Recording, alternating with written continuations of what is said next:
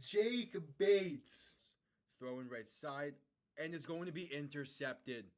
Return past the 15, past the 20, out past the 30. Has space down the sideline. 40, 35, 30. And he is gone. A pick six for Houston. Snap good, hold good, kick up. And it is straight down the middle. Looking to throw, rolls out right. Throws end zone. Touchdown San Antonio. Cody Latimer alone in the end zone. They take a 1-point lead with 3 seconds left. 52-yarder, left hash for the win. Snap good, hold good, kick up, and it's drilled. Miami escapes week 1 with the win. Jason Sanders is looking to throw. Pass right side, wide open. Touchdown Drake London. Touchdown Drake London. Atlanta has tied this game and are an extra point away from taking the lead. Needing the 12-yard line. Handoff, Robinson left side. And going to be stuffed. A loss of 4, maybe 5 on the play. And with 50 seconds to go, the Chiefs have the ball. And most likely that does it. Ball on the 17.5-yard line. Looking to throw. Stepping up, throwing for the end zone. And caught. Touchdown Green Bay. Dontavian Wicks. 56 seconds to play. The Packers are within 3. 6:17 to play in overtime. Tua shotgun. Back to his left. 3 receivers to the right. Bunched up. Tua to throw. Has time. Plenty of time. Pass. End zone left side. Jonnu Smith. Touchdown Miami. They're gonna win. Let's go, baby. Here, back behind him. 3 receiving options to the left. Gonna send Smith in motion. Toss left side for Saquon Barkley. Good blocking and room to run. Pass midfield. Spinning his way. Pass to 35 to 30. 25, 20, 15, 10, 5, and the Eagles respond instantly. Saquon Barkley. Oh my, making his presence felt.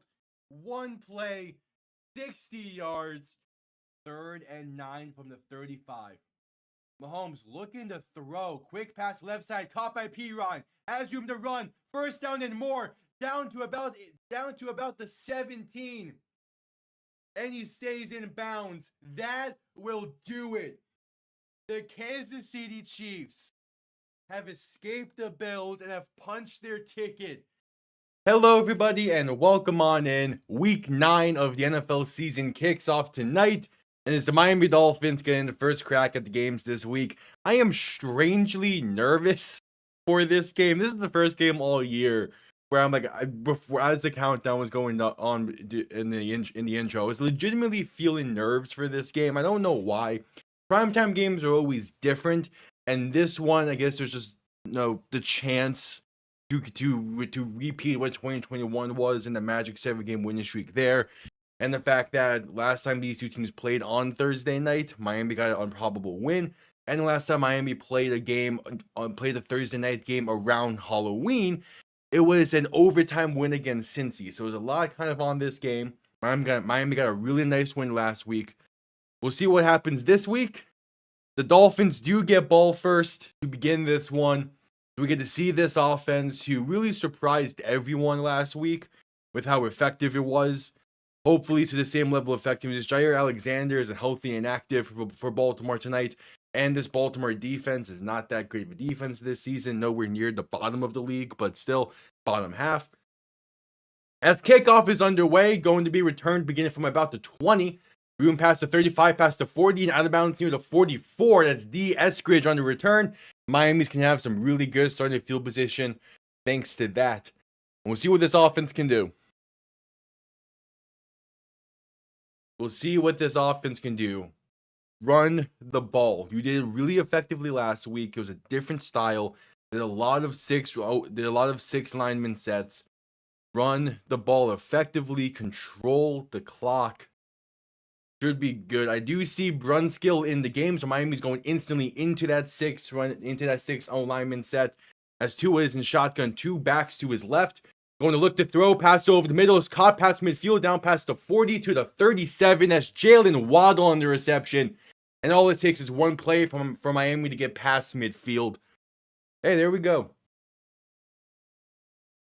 I like that design of the play as well. They fake the toss left that could have gone either to Achane or Ollie Gordon.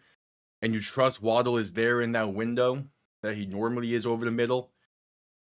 Hey, good start to this drive. I also don't like the Baltimore is wearing their all whites because both teams are wearing white pants for this game. That's going to be something. Tua in shotgun back behind him. Going to hand this off up the middle for Achane. He's going to get stuffed at the line for no gain. All right. That's something.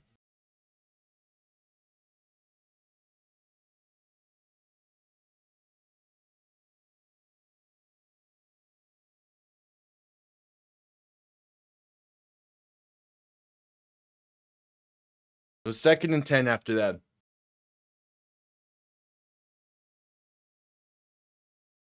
Tua under center, back behind him. 2 receiving options to each side. Miami has an extra O lineman in on the right. As they're going to look to throw. Tua with some time, a dump off left side to Achane. Is going to be caught up past the 35 to about the 33. Makes it a gain of roughly 4. And hey, you take that, make it a more manageable 3rd down. But with how this drive started, with the field position you had to begin this drive, would really like the end zone here.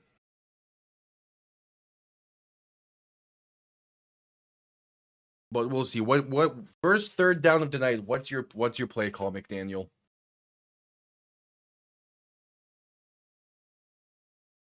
What is your play call? Tua in shotgun back to his right. 3 receiving options to the right as well. And Miami's going to burn a timeout. It's the first drive, man. It's the first drive. Okay, that's a great start. The first drive and we're burning the timeout already. That's great. Just great.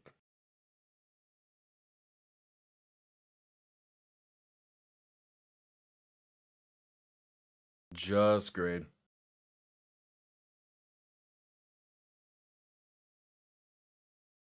Now there's Stephen Ross in the booth. I am curious on how in-depth he's looking at this game tonight and the rest of the season. Alright, so Miami had to burn the first timeout on the opening drive of the game with 12:51 to play in the first. And it still take a while to get this play call in afterwards. 10 seconds remain. Tua in shotgun back to his left. 2 receiving options to each side. Man in motion. They're going to give this to Achane right side, trying to get the edge. And going to get 2 yards. That's the... An end around to Achane's not a bad play call, but... I don't know. Yeah, just can't get the blocking out there. Yeah, it was just... Nah. All right, Riley Patterson on for the 49-yard field goal attempt to get Miami on the board early. It's on the right hash. Kick is up. And it's right down the middle. At least it got on the board, but that's still a disappointing way to begin this game. With how good your starting field position was and how good the opening play was. No, not a great start. We'll see what the defense can do. We head to a commercial break. Lamar Jackson will be taking the field for the first time when we get back. All right.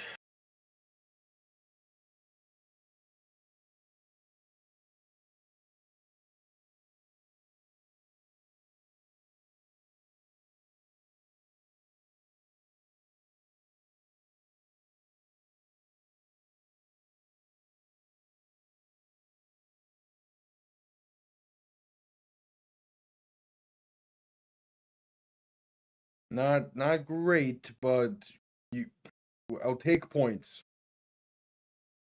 I will take points.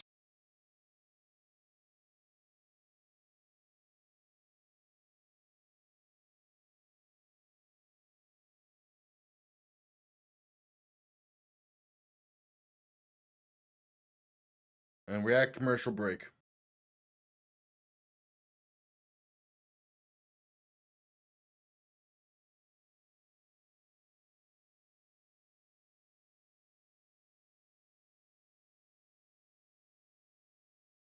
All right.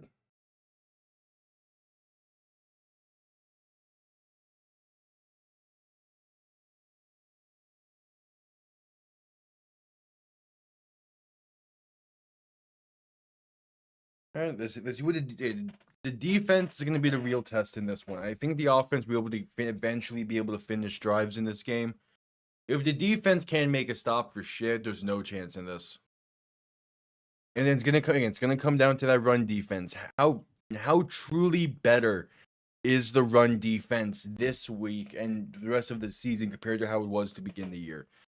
Miami had the worst run defense through the first 2 months, basically. They had a really good showing last week against Bijan and the Falcons offense. Now they're going against Lamar Jackson and Derrick Henry, a very tough duo to stop. Miami has had their fair share of struggles in the past against Lamar Jackson, so it's going to be interesting.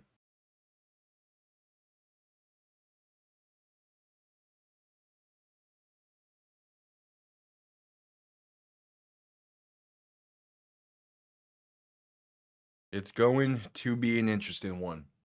Just coming back from commercial break, Riley Patterson on to send this one away. And the kickoff will be returned beginning from the 4 and has room past the 20, past the 25, past the 30, and down to the 33. So they'll start from there. Okay. Special teams is looking fine. Now it's time for the defense. Lamar Jackson taking the field. Has missed the past few weeks. Missed the past 3 games. He is back though. He's a massive difference maker in this offense. Should be a 3-time MVP. He's gonna be the main guy to stop. Him and Derrick Henry are the main two.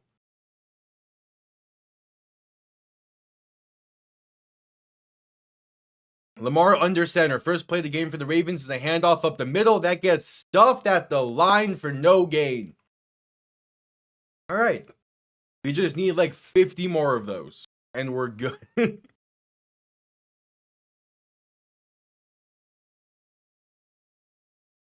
just simply hold the Ravens of all teams to under 100, under 50 yards rushing, and you're fine. That's so much easier said than done. Lamar in shotgun, back to his right, 2 receivers to each side.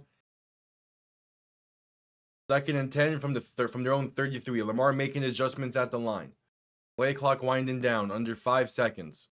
To get the snap off, is Lamar going to quick throw this left side that's caught up to the 40 and brought down there. That's Zay Flowers on the reception. It's a 3rd and relatively short coming up.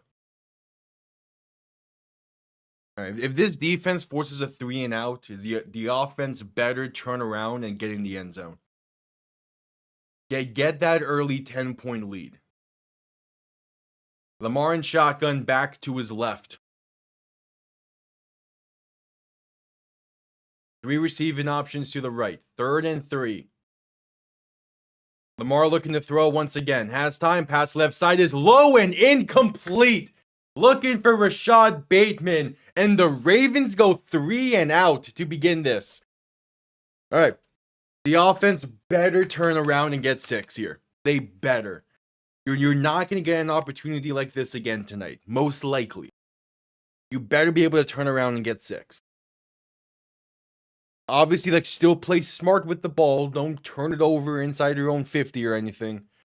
Just play smart. Get that 2-possession lead. That's the goal. Punt comes off clean. Going to bounce and be downed inside the 5 at the 3. That's a great punt. That is a great punt. Gonna make this tough now to go 97 yards, but this offense has done stuff like this in the past. Now, this season's a different thing.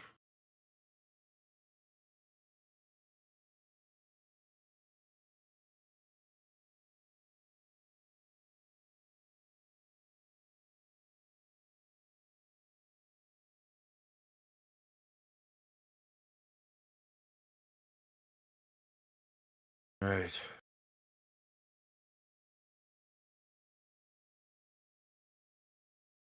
So 1st and 10 from their own 3.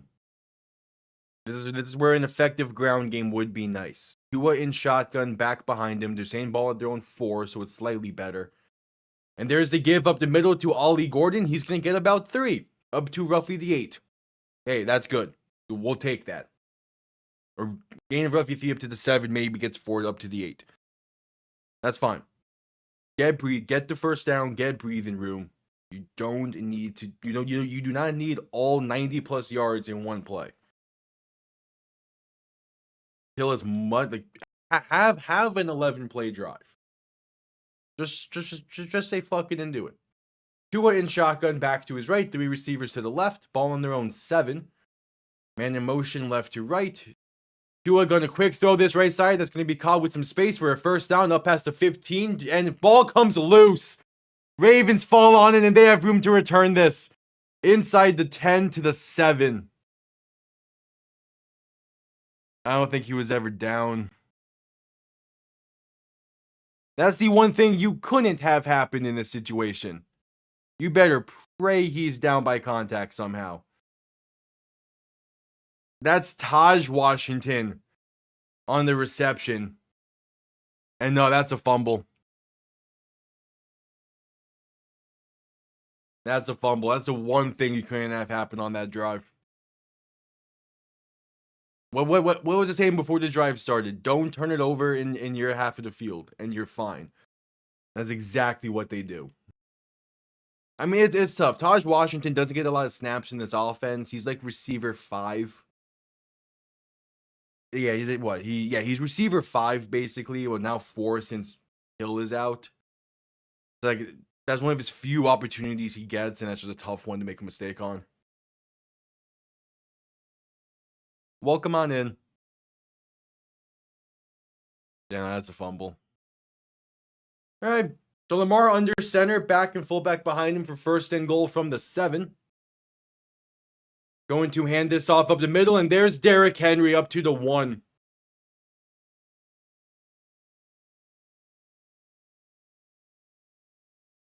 Hello. You joined at a really unopportune time. Miami just turned it over inside their own 10, so I'm kind of like in a weird... Handoff up the middle on 2nd and goal for Derrick Henry is going to be stuffed at the line for no gain. If you can somehow, and I mean somehow, get him to turn this over on downs or kick the field goal, you're lucky as hell.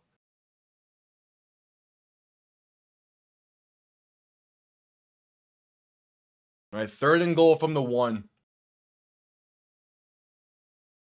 If you can somehow stop him. Lamar under center, back and fullback behind him. Now same ball into 2, so you pushed him back a little bit.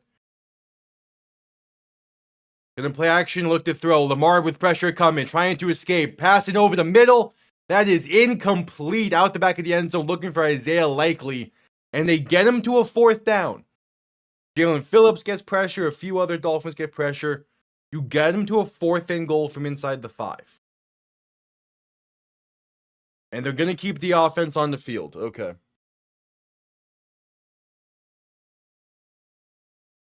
Hey, that does sound really good.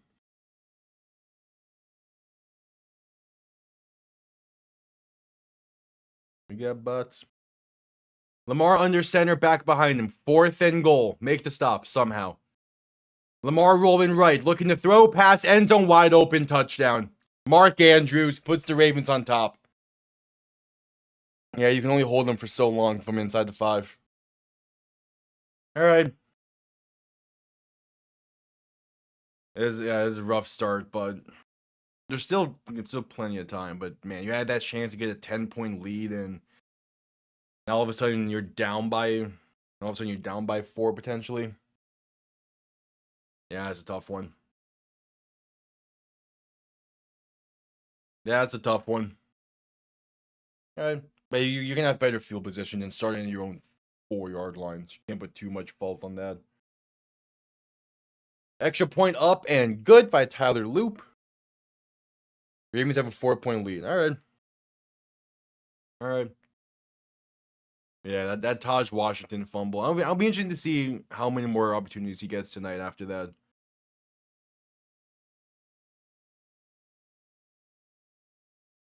We're not even halfway through the first quarter yet. It's weird to feel that that's a game changing play, but that fumble definitely is to some degree.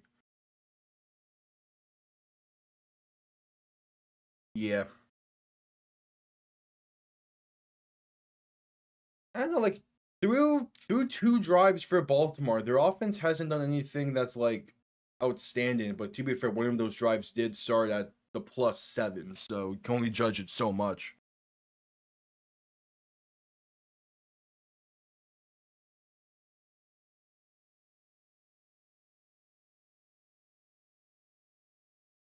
We'll see.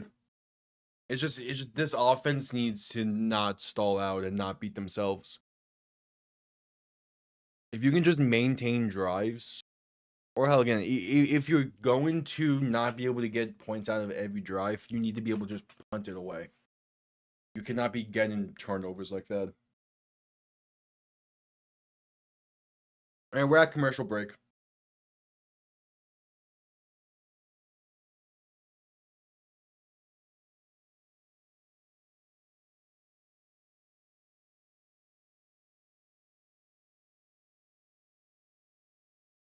Bengals D tackles requesting a trade.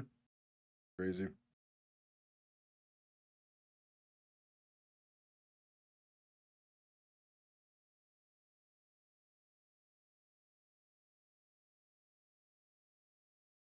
All right. So at commercial break.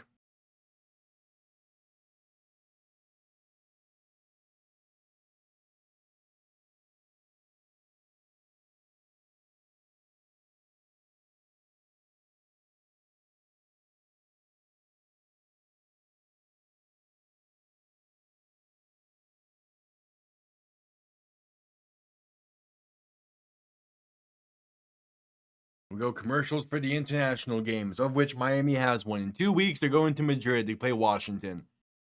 That's going to be an interesting game.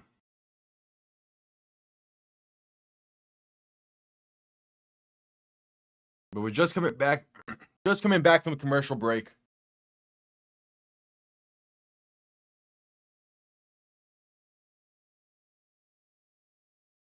After a fumble on their previous drive, let's see what this Dolphins offense can do. Kickoff underway, going to be returned beginning from the goal line. Has him up past the 20, 25, and down to the 26. So definitely already better field position than what you had last drive. You're able to do more with it here. That's the key thing. Is you're able to do more with it. You're able to do more with the ball now than you did on your previous drive. But it's just, are you actually going to be able to do those things?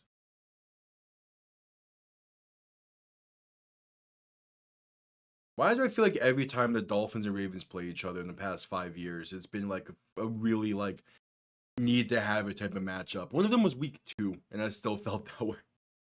Tua in shotgun, back to his left, 3 receiving options to the right. Going to hand this off left side for Achane on the jet sweep, and he has space. First down and a whole lot more. Up past the 35, near the 40, I believe. All right. I think like that's what they tried to do on the opening drive with the end around to Achane, but it worked better there. That's why like I wasn't completely upset about that play call on the opening drive. There's Kyle Van Noy on the sideline, a former Dolphin of the Flores era.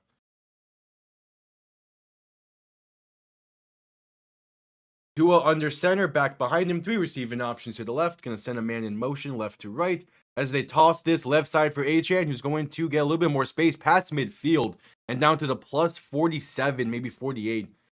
Wow, that's a bad spot. Room down at the +49. All right, gain of 6 either way. Still not bad. Get the ground game in motion.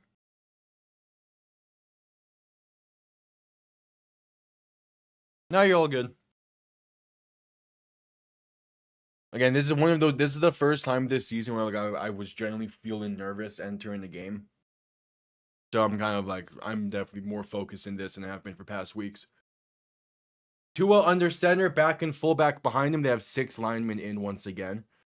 Going to try and hand this off up the middle, but it's blown up instantly. That's Kyle Hamilton just instantly in the backfield. That's a heads-up play by him. Makes it a 3rd and long. Yeah, blitz off that right side that no one saw coming. And even if it wasn't through him, Aaron Brewer got beat there up the middle anyway, so it would have been a dead play no matter what.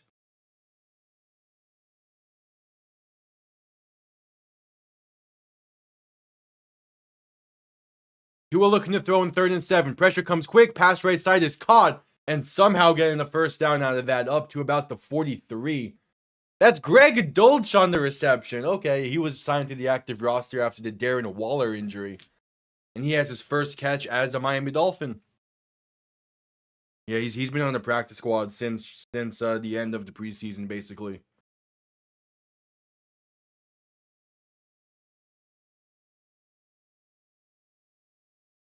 All right, okay. Good first reception there, getting the key first down. Tua in shotgun, back to his right.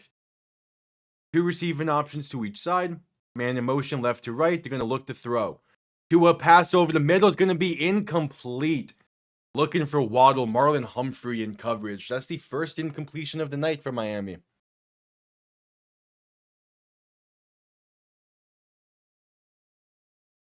Couldn't. No, it's kind of there. Nah, yeah, he threw a little bit behind. If he leads them a tiny bit, it's caught, but there wasn't that big of a window to lead him like that. Tua in shotgun, back behind him, 2 receiving options to each side.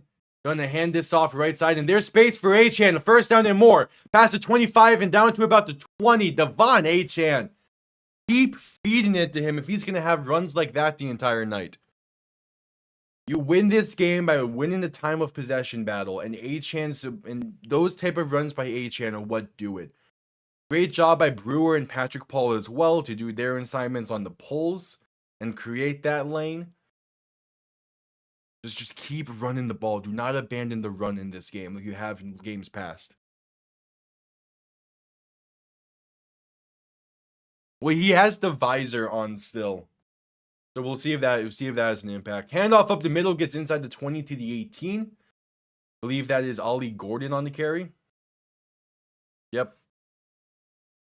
All right, and Miami's in the red zone for the first time today. You gotta be able to do something with this.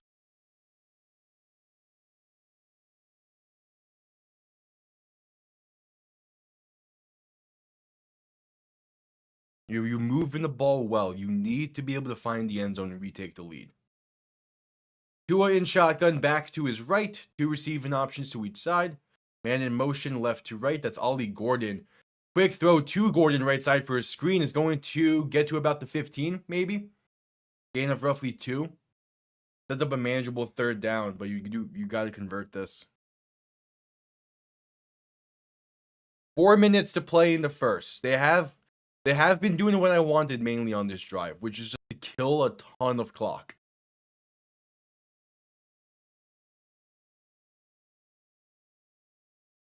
They're already nearing the 4. They've killed about 4.5 minutes on this drive already. That's great. And get the first and be able to kill more. Tua alone in shotgun. 3 receivers to the left, 2 to the right. Looking to throw. Pump faking. Pass right side is caught, but not going to be enough for the first. A little bit of a low throw and a dive and Waddle gets him short of the first down marker. It's 4th and 1. And McDaniel's sending the play in. We're going to go for it seemingly. Offense is at least staying on the field. See if you can get him to jump. If anyone gets their hands on this ball, it should go Gordon first on the inside handoff, then Achane on something outside. And we're going, Tua in shotgun, a back to each side. 4th and 1, play clock winding down. Tua looking to throw, and there's going to be a false start. All right, kick the field goal. That's unfortunate.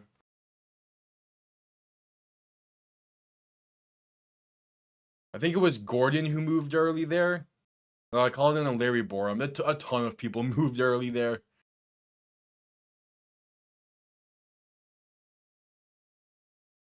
Yeah, no, Borum definitely moved first. I'm not. That's yeah. McDaniel was not happy about it, and I can't blame him. That was a big time 4th down you needed to get. Instead, out comes Riley Patterson for a 35-yard kick from the right hash to make this a 1-point game. It is up, and he missed it wide right. You can't be missing that. You cannot be missing a 35-yard kick and be an NFL kicker. You just can't. When is Jason Sanders supposed to be back, man? I thought he was only going to miss a month of play. And we go to a commercial break. You can't be an NFL kicker and miss from 35. We're seeing random college students on Saturday hitting from about 35. Like, come on. Yep, 35. He missed it pretty badly wide right from 35.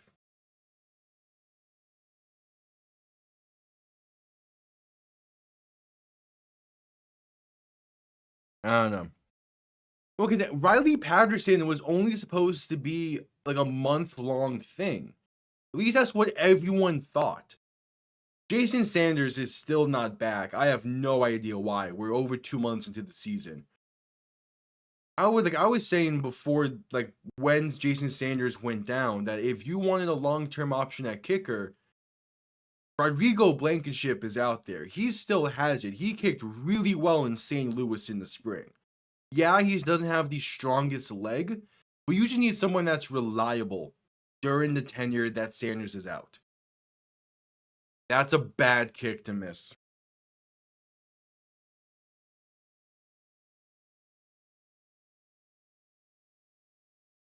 That is just a bad kick to miss.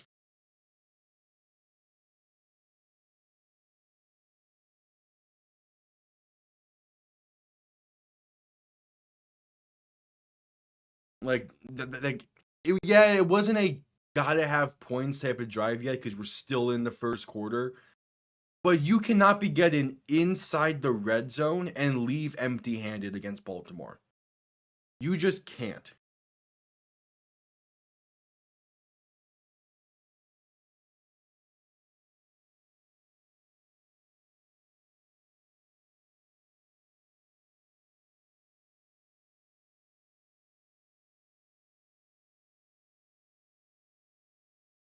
It's basically an extra point. Like, you have to be able to hit that kick. In this day and age of the NFL where kickers are hitting easily from 50 plus, anything 45 and in should be, without a question, automatic good. There's no reason to be missing from 35.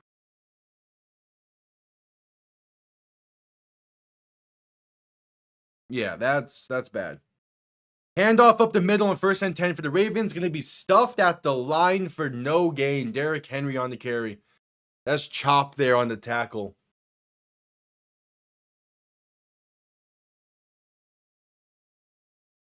I swear, if this is one of those games where the defense is stonewalled the entire night and the offense can't finish anything, I'm going to be pissed as hell.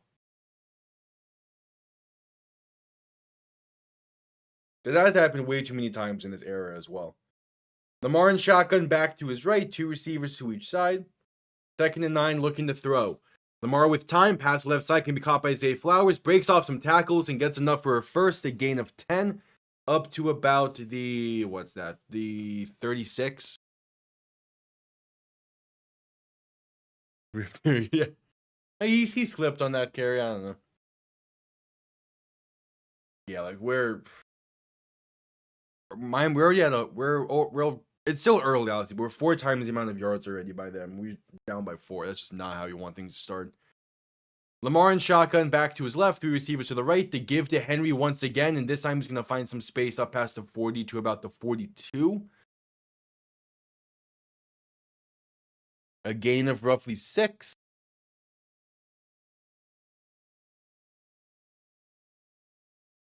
There's a minute to play in the first.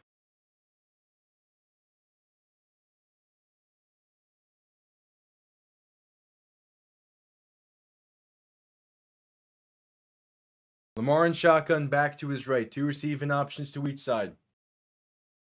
2nd and 4, going to roll right and going to get stuffed at the line for no gain. Trying the speed option there. All right, and it works pretty well. Or at least for Miami, it works well. 1 more play is needed before the end of the first.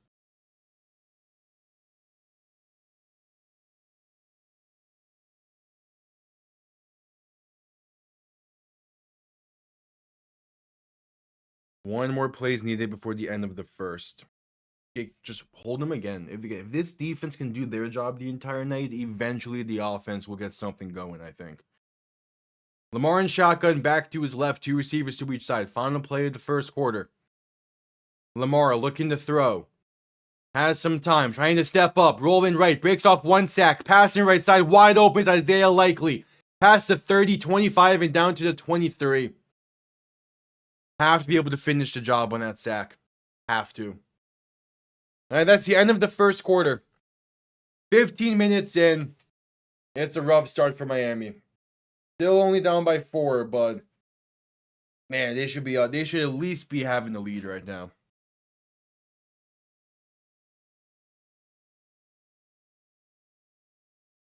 Yeah. The defense got the pressure in there. When a play breaks down like that, you can only hope for so much from the back end. You get the pressure, you make contact on Lamar. You need to be able to bring him down. We have too much invested into this front 7 to not be able to just not be able to get sacks when you make contact. That was the same thing with the Chargers loss. Is Jalen Phillips gets home, especially Jalen Phillips, when in that Chargers game, if you get home and you're looking for a contract in the offseason, you need to be able to make the sack there. It's not the exact same situation here, but it kind of is. This team is 2-6. You're looking to keep a job into next year because most likely this team's going to have some type of sale in the offseason. If you're going to make contact on Lamar on 3rd down, you need to be able to finish the job. You just need to.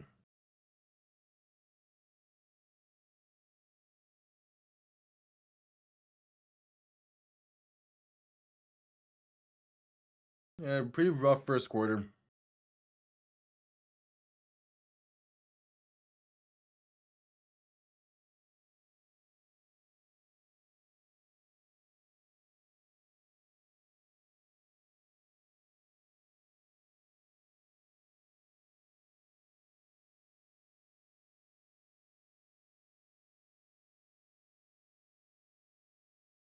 Maybe, but I don't know. Because most of this front 7 right now is younger guys that like Jalen Phillips. He's not under contract next year. He's playing on a 5th-year option right now, right? Yeah, he's playing on a 5th-year option right now. So if he's gonna get home, he needs to get home and finish the job. Top is about a year or 2 removed from his potential extension. If he's going to get home on plays like that, he needs to be able to finish the job. Bradley Chubb is a potential trade candidate by Tuesday for the sale. If he's going to get home like that, he needs to be able to finish the job for whatever team's going to have to pay him money if he wants to move on.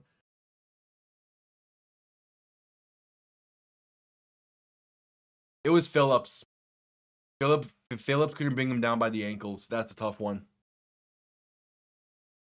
Yeah, no, Phillips needs to get that job done. He needs to bring him down there. It's a tough sack to make, but it's one that needs to happen. Lamar under center, back behind him, 2 receiving options to each side. 1st and 10 from the plus 23. Gonna hand this off up the middle, and there's space to about the 20 before being brought down. No, again, that's fair. Because again, this is a team that is 2-6, and everyone had written them off after week 1. There's gonna be players in that locker room that are thinking about where their next contract is and where their next team's gonna be. Especially like Matthew Judon is another one of those. We're pretty sure he only signed a 1-year deal, and he's another potential trade candidate come the deadline in a few days.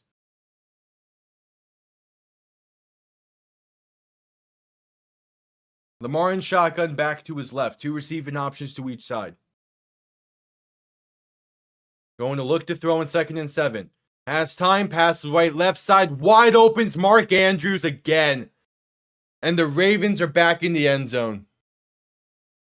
Just blown coverage.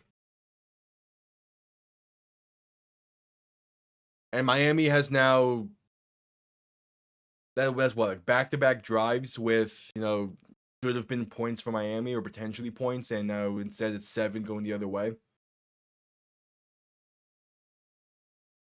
Yeah. Dante Trader and I think Rasul Douglas collided there, and that allowed Mark Andrews to get open on the crosser.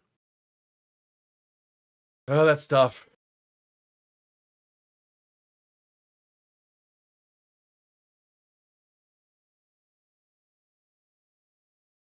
The extra point is up, and it is good. Again, there's still time, but this offense now needs to do something.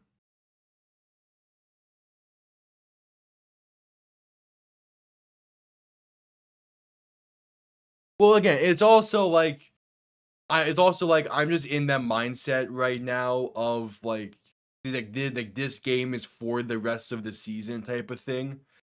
So it's part of these as well. Like if this was a Sunday at 1:00, I probably would be able to like realize I wouldn't be taking stuff as seriously. But it's just Thursday night football, only game that's on. And then this could be a big turning point. So I'm just in that mindset of a little bit of more serious.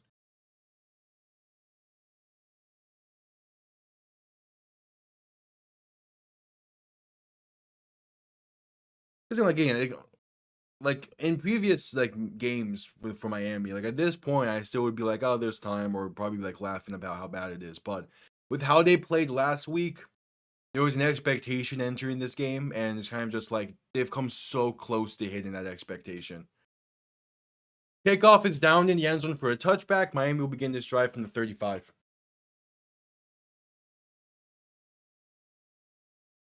It also doesn't help, but that the trade deadline is on Tuesday, and I'm like thinking about that potential as well.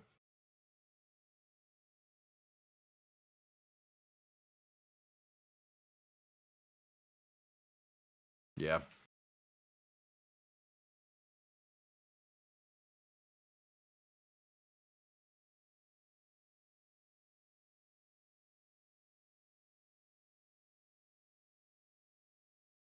All right, Tua under center, back and fullback behind him. 1st and 10 from the 35.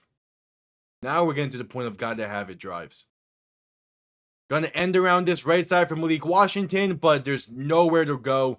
Gonna try and flip the field and has space now down the left side, past the 40 to the 41. Something out of nothing there. Should have been a loss of about 10. Instead, it's a gain of 6. I'll take it. I will take it. Yeah, they blew that play up so well. Aaron Brewer changed his blocking assignment because he was so far behind the line of scrimmage. What? Come on. Aaron Brewer got beat so bad, he changed who he was blocking because he was that far behind the line. Tua under center, back behind him, 3 receiving options to the right. Toss in right side for Achane. He's going to find space for a 1st down up to the 49.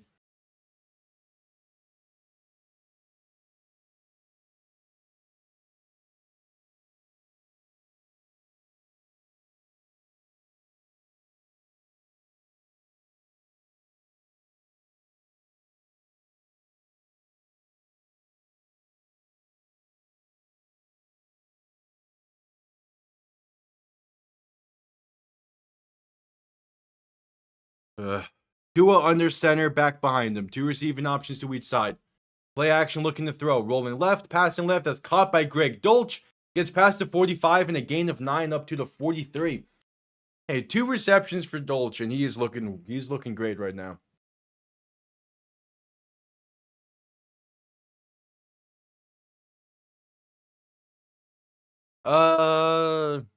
P-Fox probably more so by the 4th. During the weekdays, he's busy up until like 10 p.m. my time.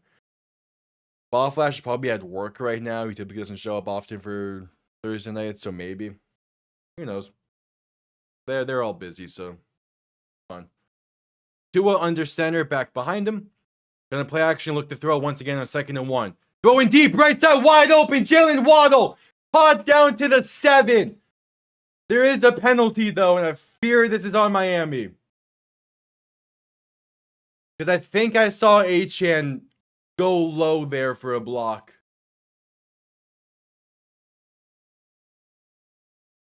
McDaniel seems to be saying that he wants to decline this. Please be on Baltimore.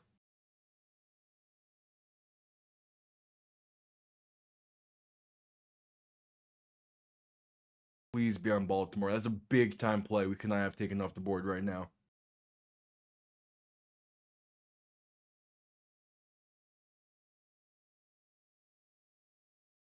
I'll get Ollie Gordon slips. Are they still going to call that as a chop block?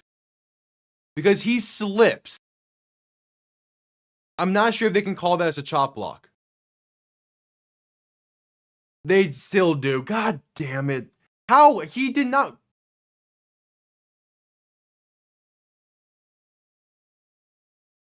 Oh, they're calling it tripping. Fuck off.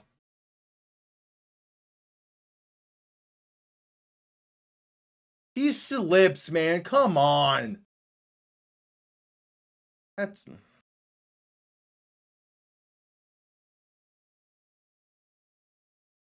dumb as hell. Also, why is this turf so bad? Derrick Henry slipped earlier. Ollie Gordon slipped there. Why is the turf bad right now? Like, the Hurricanes are not playing this week.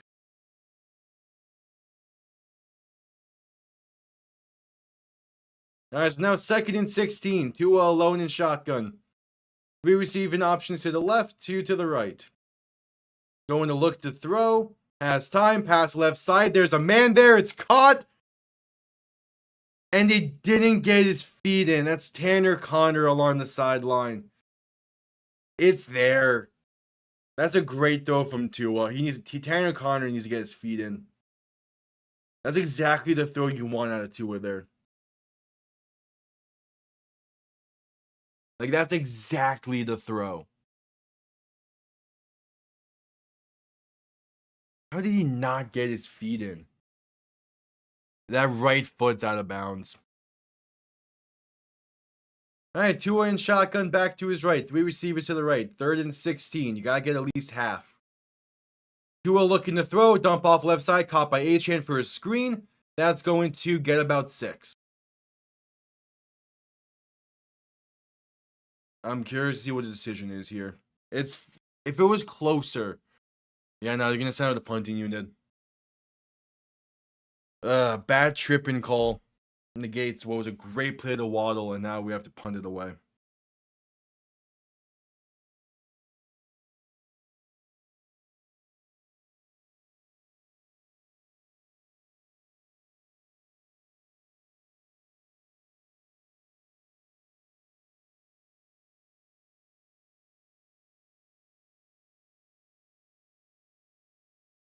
Punt comes off clean, going to be returned beginning from inside the 10.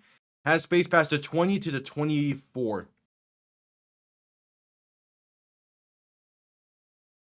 It's not anything to the Chiefs. It's a run-in fan theory or joke amongst Dolphins fans that since this stadium opened up, which was in 2000, like Miami has just been cursed, and that's why they haven't won anything. Because Hard Rock Stadium, or once Pro Player Stadium / Landshark Stadium / Sun Life Stadium, been here for a while. It's built on top of an old DeQuesta burial ground.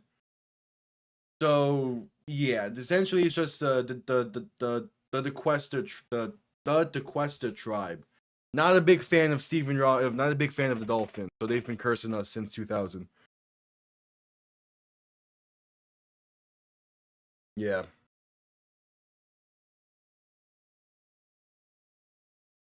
If you ask most Dolphins fans, they'll give you 2 of 3 potential curse options. There's the DeQuesta thing, There's the curse of the 72 Dolphins because no other team has gone undefeated since, and thus, Miami can't win a Super Bowl without until someone does. And then there's the curse of Marino since he never won a ring in Miami. We can't have a successful quarterback for a long period of time.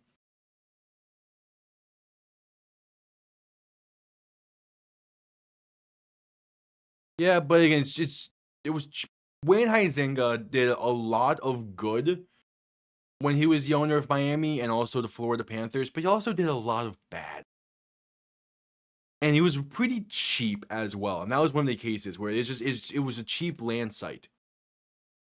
And he took advantage and built this stadium. Stephen Ross has done a lot more good, but one of the things is we need a new stadium. We need a new stadium. The Hurricanes need their own stadium. Oh, Chop is being evaluated for a concussion. That is fantastic.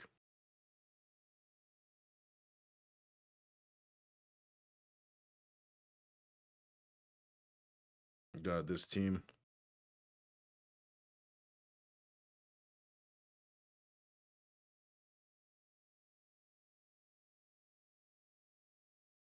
All right. Just coming back from a commercial break.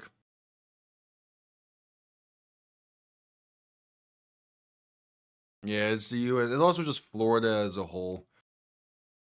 You guys like pretty much all of South Florida at one point was inhabitable by, like the average American because of the Everglades. A lot of unethical things had to happen for it to become inhabitable. Lamar under center, back behind him. 1st and 10 from the 23. Play action looking to throw. Pressure coming, rolling right. And Lamar is sacked. Back at the 13. It's Benito Jones bringing him down. All right. Bradley Chubb was also there to create some pressure. That's a great start for the defense.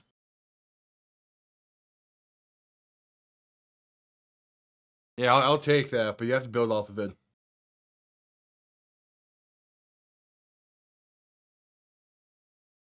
And Benito Jones has always been a solid depth piece at tackle. But to be fair, there's just a lot of depth pieces now we have at tackle. Lamar and shotgun back to his left, 2nd and 20. And they're not going to they barely get that snap off in time. Handoff up the middle to Derrick Henry's going to get those yards right back, past the 25 to the 27. Great. Should have been a delay of game, but that's a whole different issue with the penalties on that.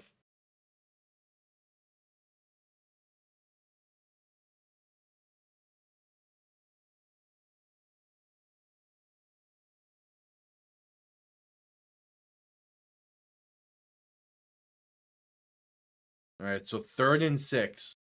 Lamar in shotgun back to his left. 3 receivers to the left. It's Justice Hill in the backfield. Derrick Henry's on the sideline. Lamar looking to throw.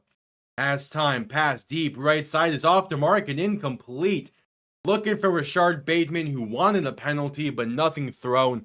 The Dolphins force another 3 and... Oh, that's going to be on Bateman probably, right? That penalty because of him yelling at the refs. Please be on Baltimore and not some bullshit against Miami. I imagine this is on Bateman. Yep, unsportsmanlike against Rashard Bateman. They're going to be punting from deep in their own territory now. Let's go.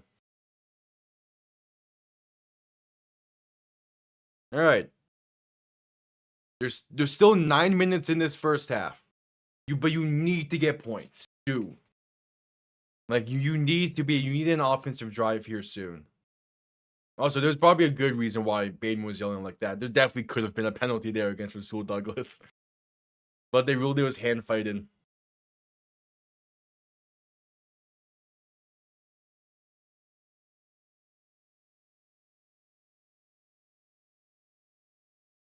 All right. So punt comes off clean. That's a great punt. Going to be returned beginning from the 26. Penalty marker down. Going to be a holding against Miami. As this return is past midfield, past the 45 and down past the 40 to the 39. Oh, you have such a good return for it to be called back. I hate this team. Are you kidding me?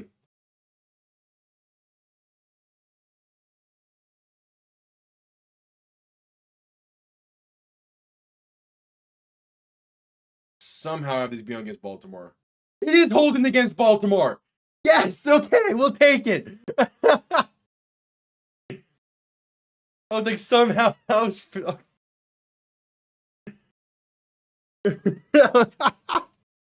All right, if they don't get in the end zone on this drive, they're not finding the end zone tonight.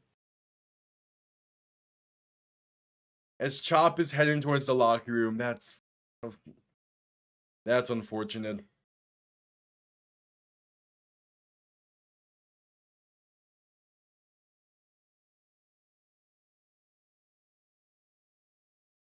All right, you need to be able to find the end zone. You have great starting field position. You're at the 29. Tua in shotgun. Gonna look to throw. Has time. I'm gonna just throw this at the feet of Achane. Incomplete. Trying to get a screen going, I assume, and just did not open up how they wanted it to.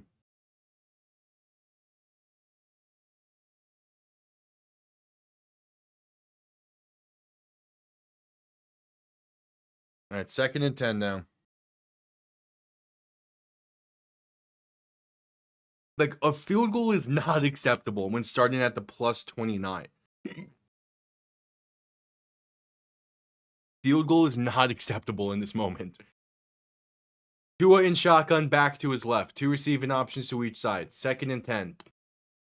Going to look to throw. Pass over the middle. It's going to be off the mark and incomplete. It's 3rd and 10.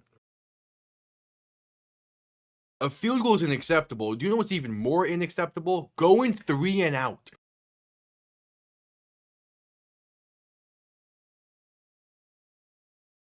Yeah, let's do it behind Waddle. The pressure definitely forced that incompletion.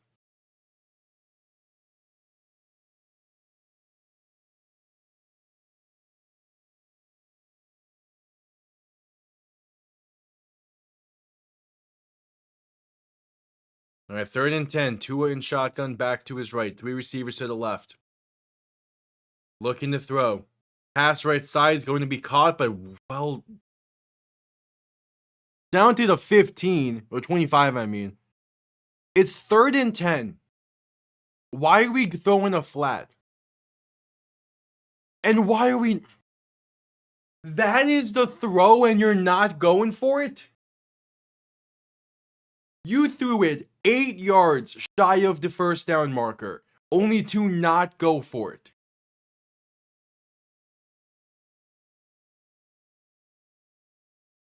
Riley Patterson on for the 43-yard kick from the right hash. It is up, and it is good. At least they get points, but that is an unacceptable drive.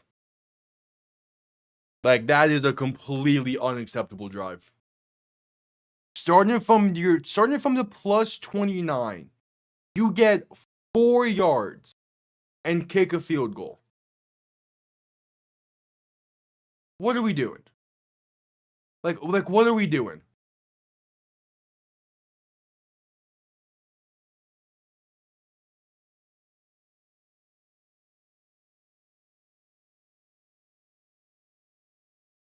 All right, we're at commercial break.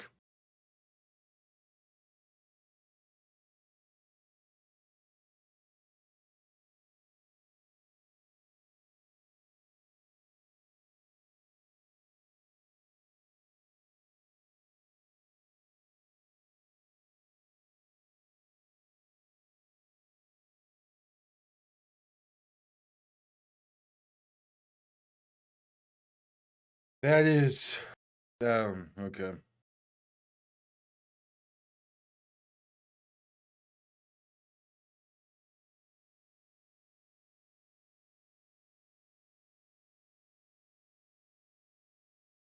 I mean, you can. It's just you needed to move the ball more than 4 yards when starting from inside their 30. Like, it's a 1-score game. It's fine. Like, the defense is playing well tonight. It's whatever. You should be able to get ball back. You should be able to get the ball back before the end of the half and make this a closer game.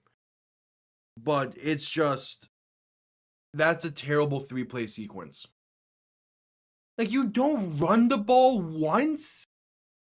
On 1st or 2nd down, you choose not to run the ball in favor of a screen and a crossing route, which the crossing route has worked some for Miami tonight already. But you don't run the ball once on that drive. What do we do? The run game is working fine. Commit to the run. That's been my biggest and most consistent complaint of the McDaniel era, is the unwillingness to commit to the run when it's working. Despite the fact that he was a run game coordinator in San Francisco.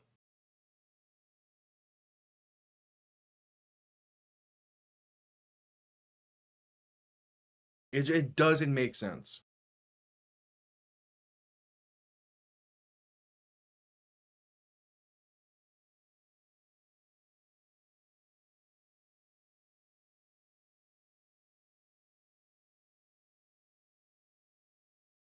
All right, kickoff underway. Return begins from the 4. Room past the 25 and out of bounds at the 28.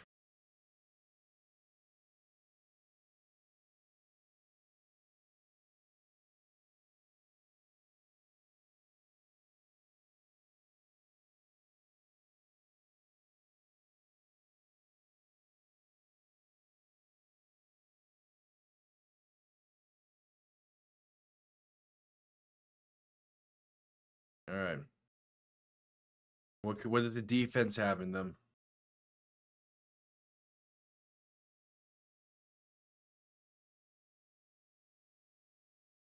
Lamar in shotgun back to his left. 2 receiving options to each side. Shift in the back to his right.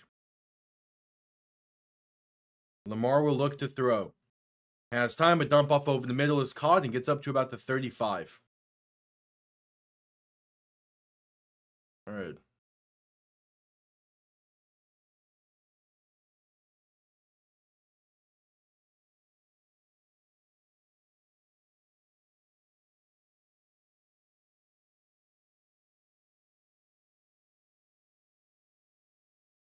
So 2nd and 3. Lamar under center. Back and fullback behind him. Going to hand this off up the middle, and that's Derrick Henry for about 2. All right, 3rd and 1 coming up. And they just showed Lamar Jackson's stats against Miami in his career. Yeah, it is. We have struggled against him. Just to say the least.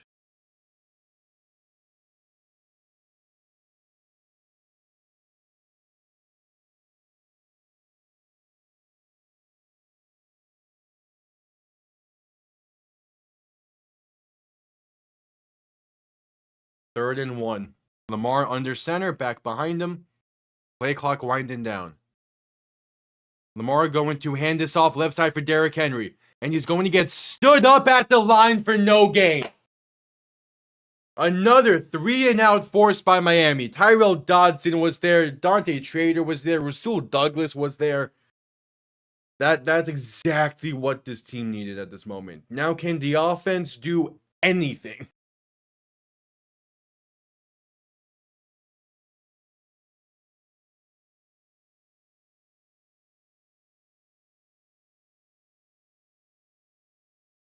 Yeah.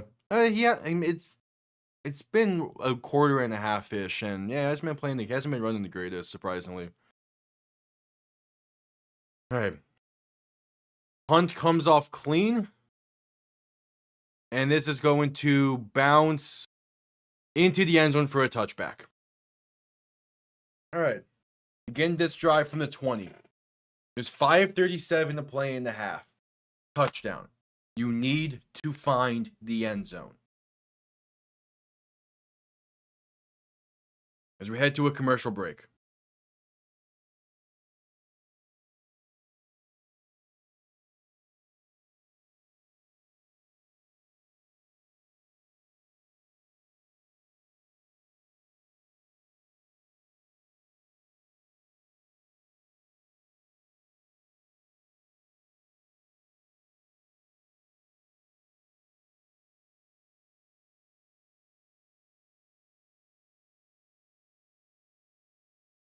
All right.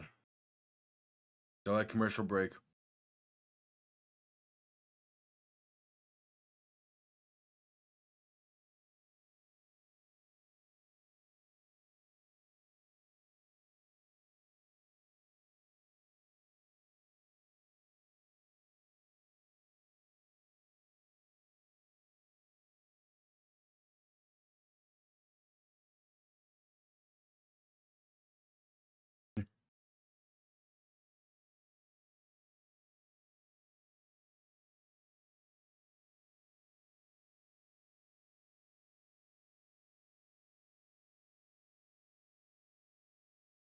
All right, you got to have something on this.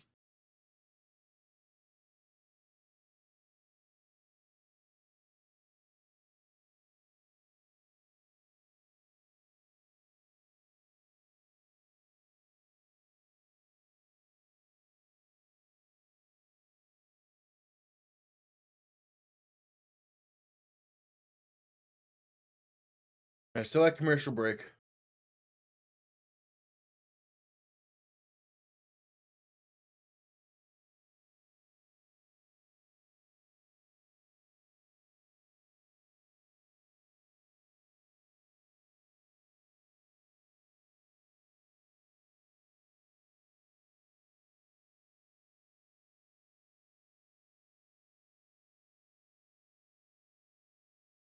All right, just coming back from commercial break. This offense needs a touchdown on this drive at this point.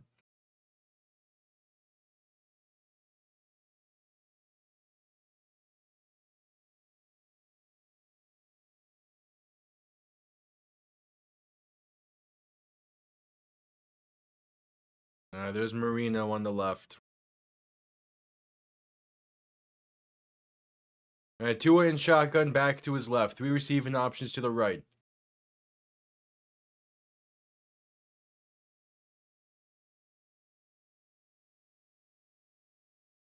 Going to hand this off right side for Achane. Gonna get maybe a yard. Yeah, you need to be able to. This should, in theory, a good drive is this is the final drive of the half and just gets points. A great drive is just its final drive of the half and results in a touchdown.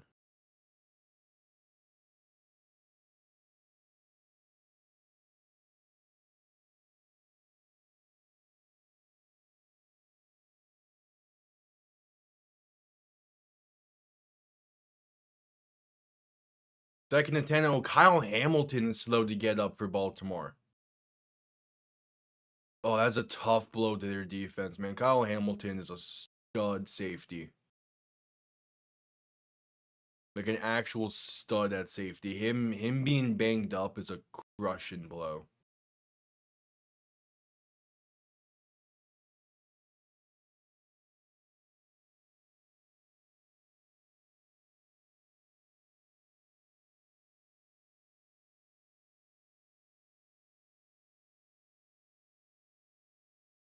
Wait, you get nothing stands out yet. He's up on his own. He's jogging to the sideline, and that's great to see. I imagine he'll be back before the end of this drive.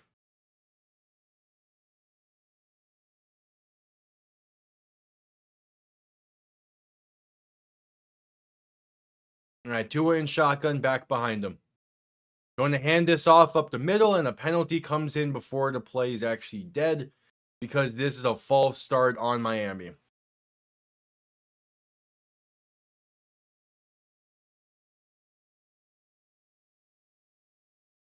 All right, 2nd and 15.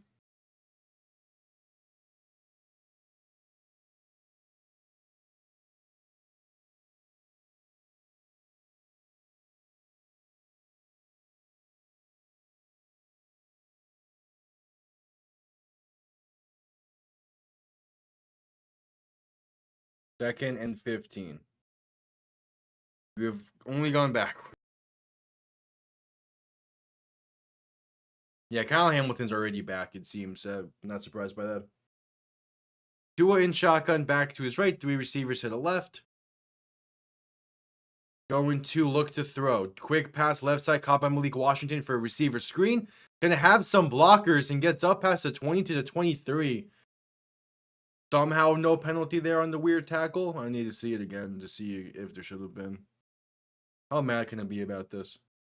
No, that's clean. It just looks awkward, but it's clean.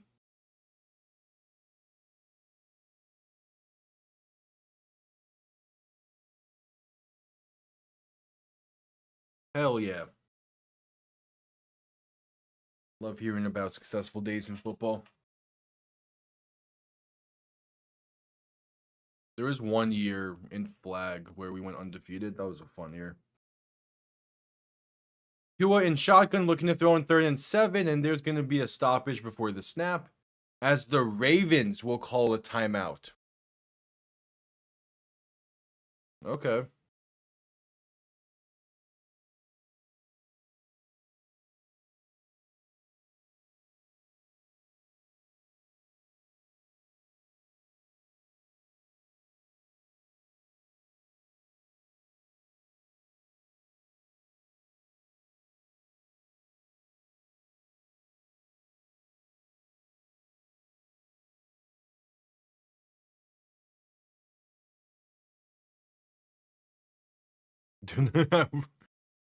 Just all of a sudden, Miami gets 4 touchdowns out of nowhere. I'll take it.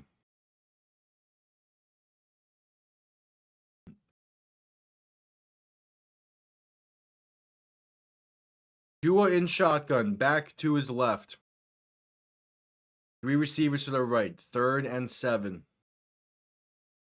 Baltimore stacking that left side, looking like they're going to bring pressure. Tua looking to throw. Pass right side, has a man that's caught to the 37. Jalen Waddle, a great adjustment, and hangs on to it. The Dolphins move the chains. That pass was definitely behind. Him, but a great adjustment to that pass. It looked better from the other angle. That was right to him, actually.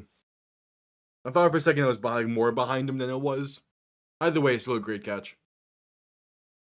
And a big time catch there. If he didn't lose his footing, it's probably an extra 5 yards. Tua looking to throw once again. Pass over the middle once again is caught by Waddle. Has space. Past the 40 and down to the plus 38.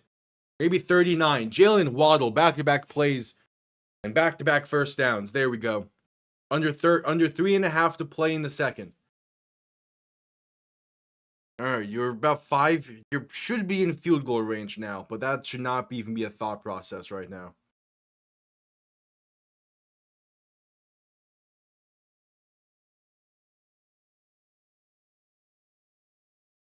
And that should not even be in the brain to get a field goal on this drive. Tua in shotgun, back behind him. 2 receiving options to each side. Going to end around this right side for Malik Washington, who's going to find space and get up to about the 35, maybe 36. And there's a Dolphin slow to get up. It is Ollie Gordon. Oh, that's tough. And we don't have another running back on the roster tonight because Jalen Wright isn't healthy and active.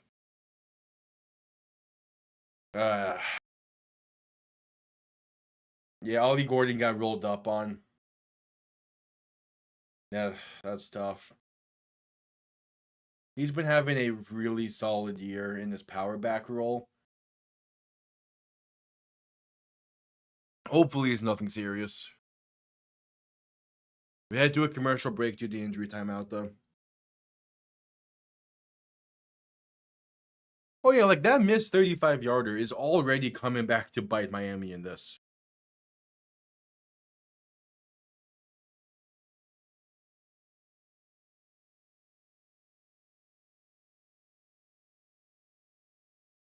Because if this is a 6-point game right now, or 5-point game, this drive has so much more stakes to it.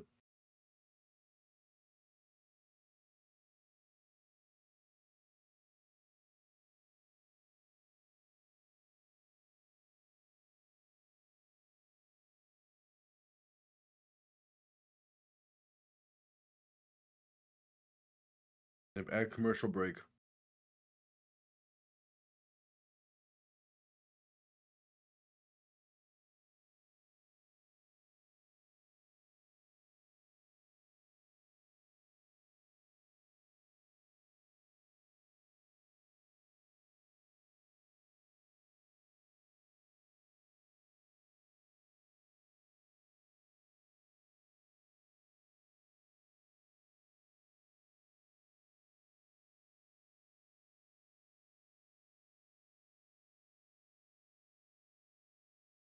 At commercial break still.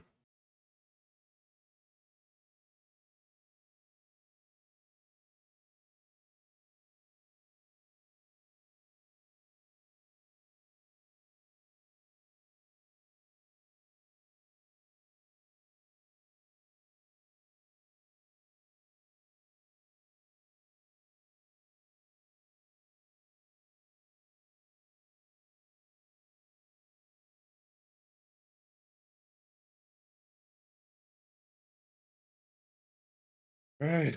I mean, Ollie Gordon going down sucks. Miami legit does not have another healthy running back on the roster tonight. That's what happens when you make Jalen Wright a healthy scratch. They're two different kinds of backs, so it doesn't really matter. But that just means we're going to be seeing some Alec Ingold carries in short yardage as Gordon heads to the medical tent. And we're back from commercial break. 2nd and 7. 2:43 to play in the half. Tua in shotgun, back to his right, 2 receivers to each side. Going to hand this off to Achane right side. He has space. Trying to get the outside. Past the 25 and still fighting. Breaks off some tackles and gets to about the 21. Devon Achane, man. If you can't tell, I don't really have a specific Dolphins player or active Dolphins player jersey.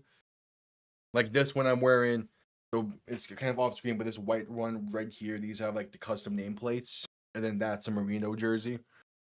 If there is one current Dolphin I would get a jersey for, it is Devon Achane.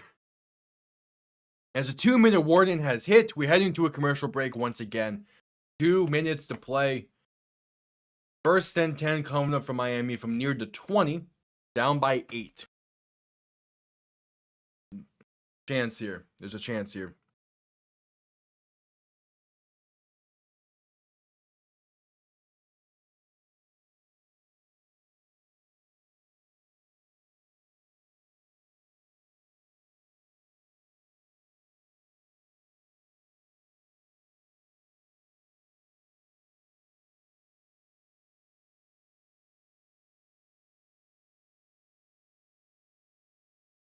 I mean, like, A-Train is just the most consistent player on this offense. He's fun as hell to watch. He's been the best back we've had in a long while. He's the most consistent back we have had in a long while. Like, Lamar Miller was fun for 2015, but he was gone. Like, he was gone right after. Jay Ajayi in 2016 was fun to watch, but he left for Philly at the next deadline in 2017. He got his ring, so I'm happy for that, but still. Ronnie Brown and Ricky Williams probably the next like closest ones, but those were like 08. And even then, like Ronnie Brown did not last long in Miami. He was off to San Diego after his first contract.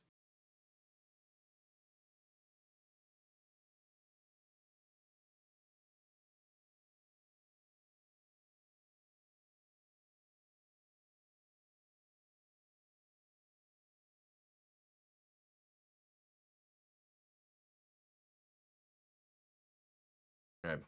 Select commercial break for the 2-minute warning.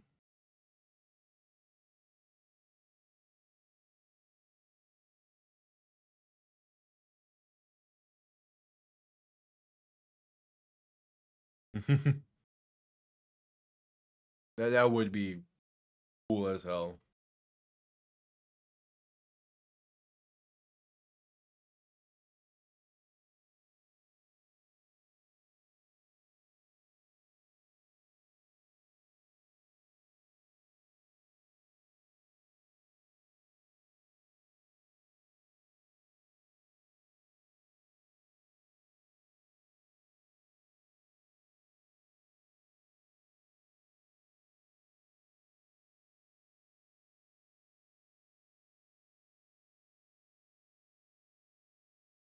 Right, back from commercial break, a handoff right side for Devon Achane is going to maybe gain a yard.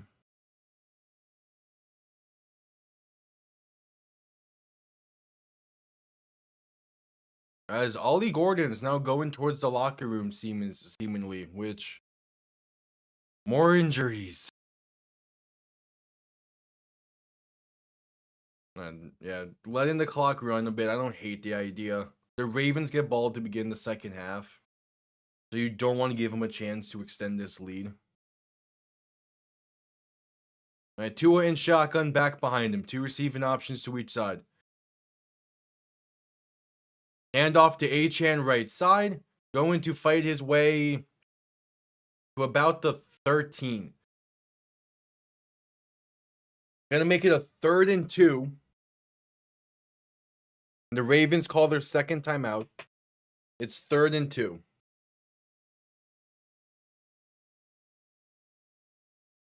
And this is where having Ollie Gordon would have been helpful because he's your short yardage back. But you don't, and it makes this play call that much more difficult.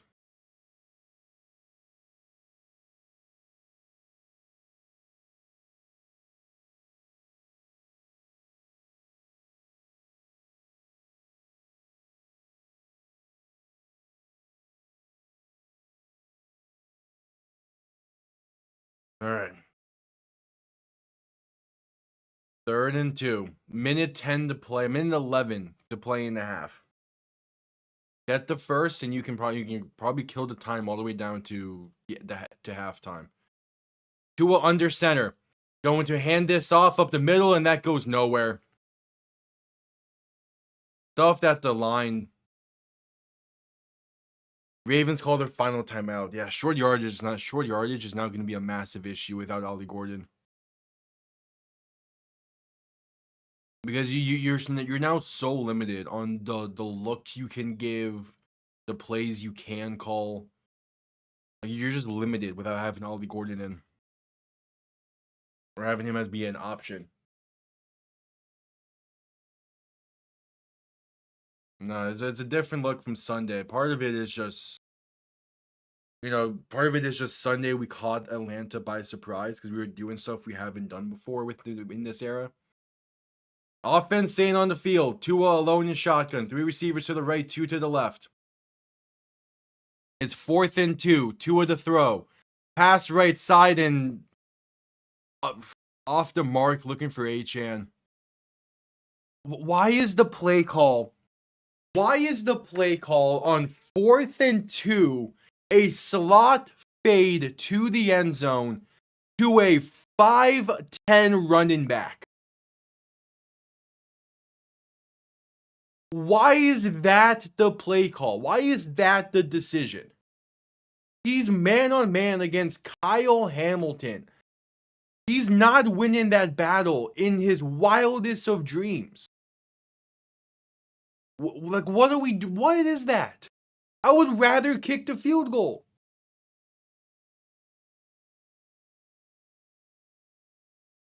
Lamar in shotgun back to his right. 2 receiving options to each side. Going to look to throw. Pressure coming. Escaping to his left. Trying to buy some time. Still looking. Pass is incomplete. Looking for Mark Andrews along the sideline. Yeah, there's the amount of times that McDaniel has overthought short yardage situations inside the red zone. The word fade should not be in the playbook anymore. It's been this way since 2022. The idea of a fade route should not be in red zone playbook. Especially not to Devon Achane lined up in the slot. I love Achane. He's a great receiving back. He's not beating Kyle Hamilton there. Lamar to throw in 2nd and 10. Pass left side going to be caught by Justice Hill. Breaks off 1 tackle and brought down at the 16. I assume Miami will call their second timeout. Yeah.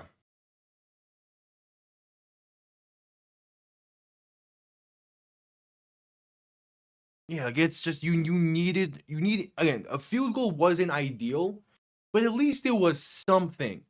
You have now had 2 drives getting into the red zone and leaving with nothing. If you make that 35-yarder and you make the field goal there, this is a 2-point game entering half most likely. Hell, you have a chance to take the lead if you do get this stop here on third. Which obviously, like, you know, different situations and whatnot, but like, I just don't get it.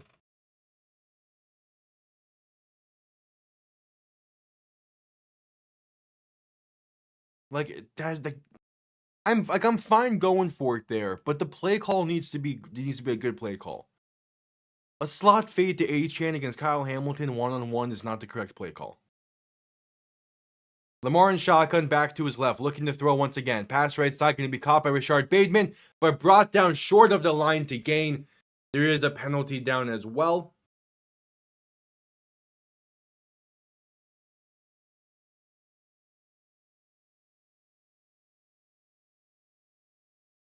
What is the penalty?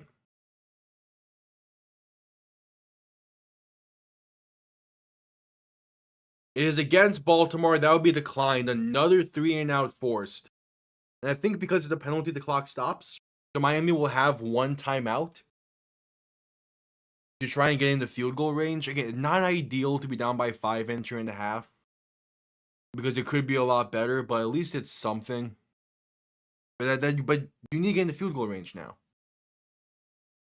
Ideally, you block this punt, but Miami should not be going for blocks anymore this season.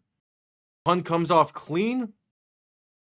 Going to let bounce and return begin from the 18. What? You let that bounce at the 33 only to pick it up at the 18 and be brought down there? It's just mental errors with this team constantly. Now you'd be lucky to get points before the half. At least if you fair caught it at the 33, you only need like 2 plays with like 2 decent plays to Waddle. But now you need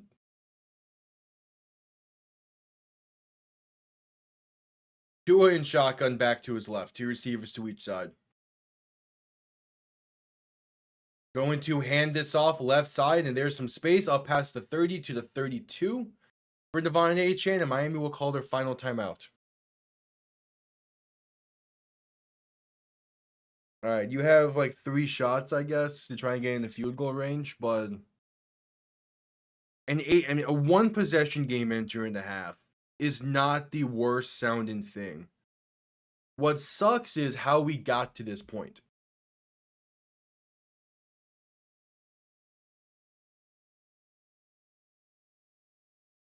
How we got to this point is what's pissing me off.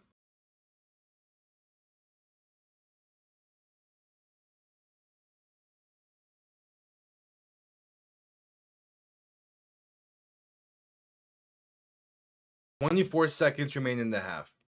Tua in shotgun, back to his right. 2 receiving options to each side. Going to play action and look to throw. Tua with some time, going to dump it off left side to Achane, who's going to get about a yard, maybe 2 before getting out of bounds. All right. Stops the clock with 19 seconds. Yeah, like Baltimore is not going to give you anything too deep. You're going to need to take something intermediate and get out of bounds with it.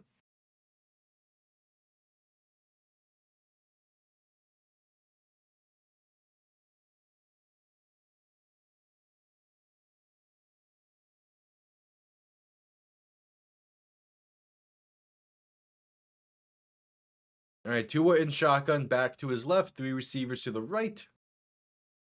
Going to look to throw once again.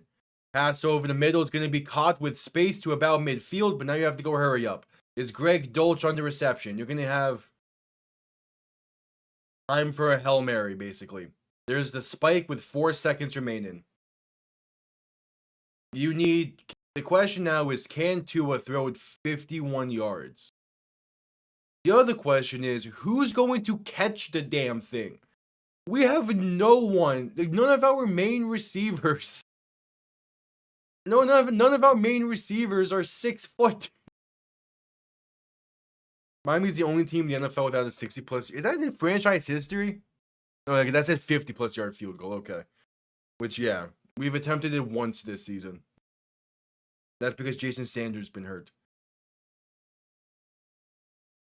And a quick throw left side is going to be incomplete. They're trying to get field goal range, I guess.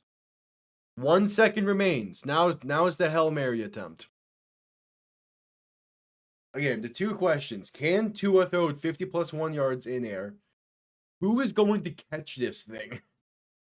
If it does even reach the end zone. Because we do not have a big-bodied receiver on this team outside of Nick Westbrook-Ikine.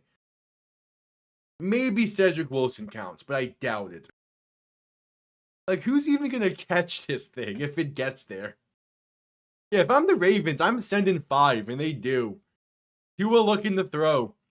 Pressure come, he's sacked. That's halftime, folks. That's halftime.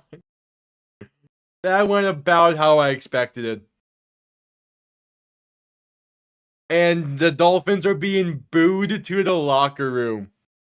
I'm not surprised. That was a terrible first half.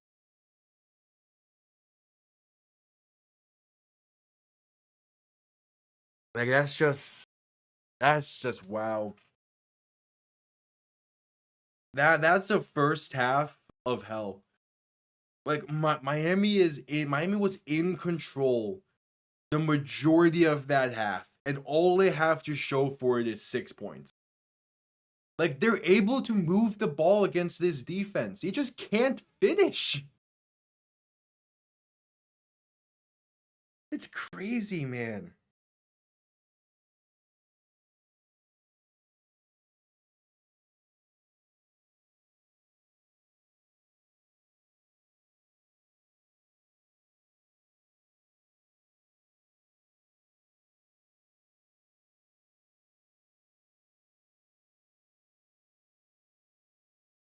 That's just easily we could be up 2 scores if we can just finish drives.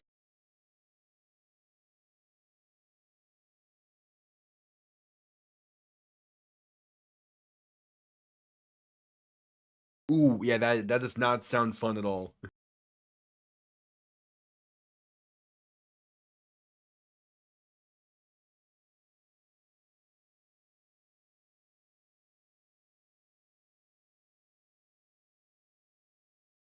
Yeah, Brandon Perna put it perfectly about that first half.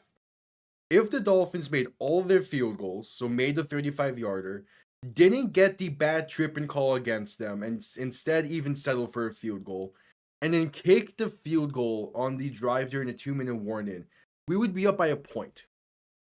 This game is so far from over, yet it feels like it's an unsurmountable 8-point deficit because we just can't finish drives and can't get out of our own way.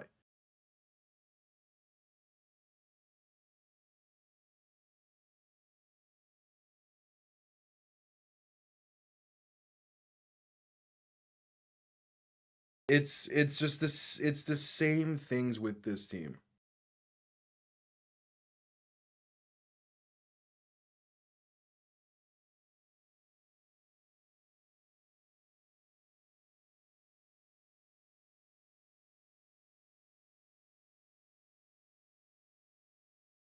It's just it doesn't make sense. It doesn't make sense how this team can move the ball as well as they have tonight, yet have nothing to show for it constantly.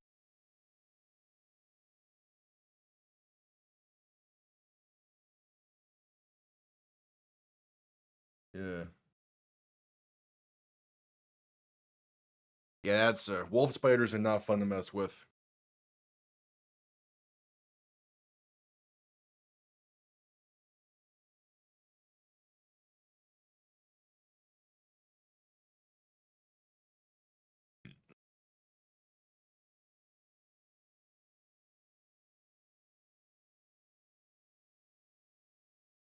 Like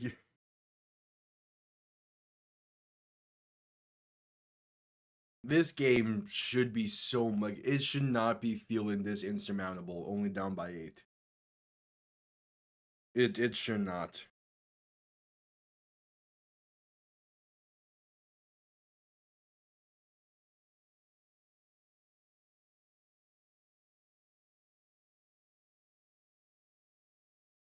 It's just, it's just crazy. It doesn't. Miami is still so much in this game, and it does not feel like it.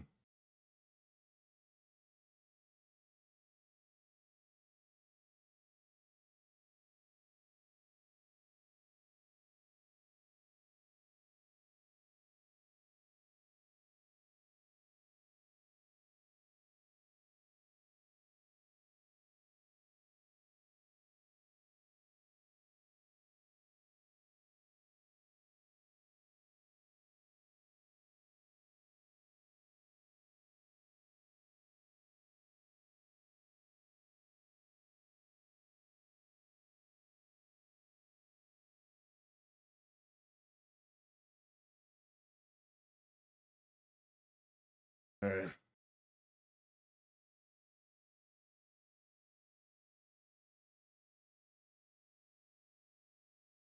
Yeah, just too many miscues.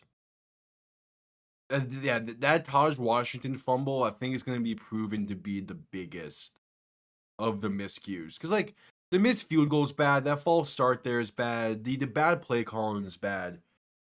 But, like, you go down 7-3 early off of a fumble when that drive could have been at least going up by 6. Like, that second drive was the biggest potential drive for Miami this game. And it ends in 2 plays.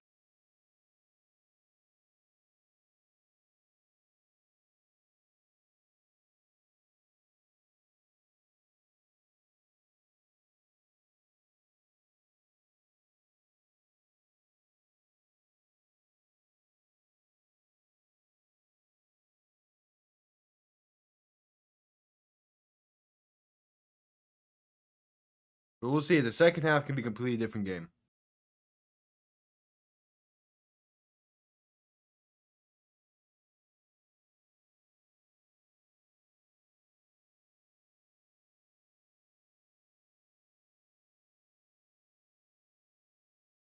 But it's just the miscues, the miscues, the miscues.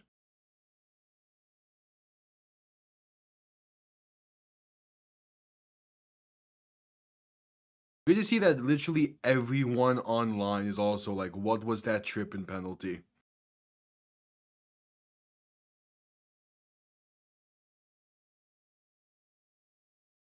Like, that was also like that tripping call also was a game changing call.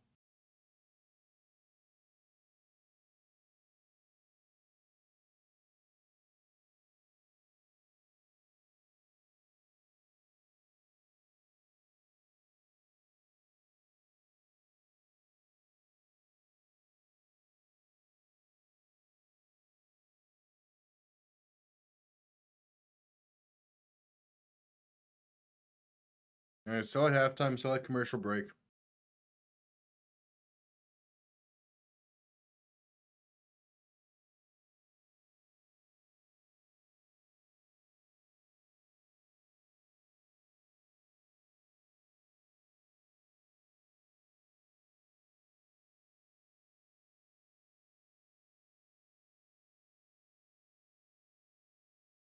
Meanwhile, the Miami Heat are down by a point against the San Antonio Spurs. That's something. And that's without Norman Powell. Okay. That was a Wemby stat line.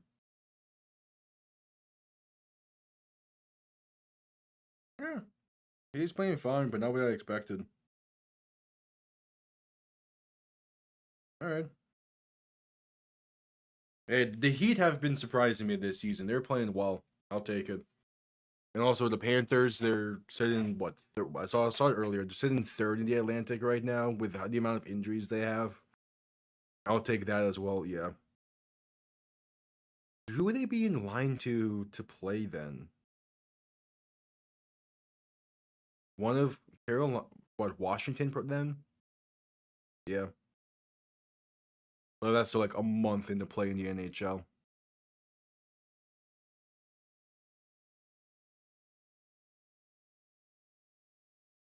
I don't know. I don't know. It's a Thursday night, man. It is always weird. I spent way too much time earlier playing Madden 25. Not the recent Madden 25, but this Madden 25. It's still a legit fun game. I spent most of my time earlier playing that because I had no assignments due today. And I needed to kill time. That was fun. If this turns into a blowout, I might boot that.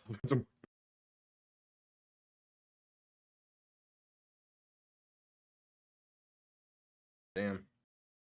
I do not remember the last time I fell asleep that early at 9 p.m. Like over this past summer, I would go to bed. Like there was a week stretch where I had to go to bed at 10 p.m. and that's the earliest I've been going to bed for a while. But I had like a week long of shadowing someone early in the mornings that I had to do. And I might be continuing in the winter and next summer, hopefully. That'll be good. But yeah, I've not wanted to go to bed earlier. I've had moments where I've gotten tired early, but I find ways to stick it out.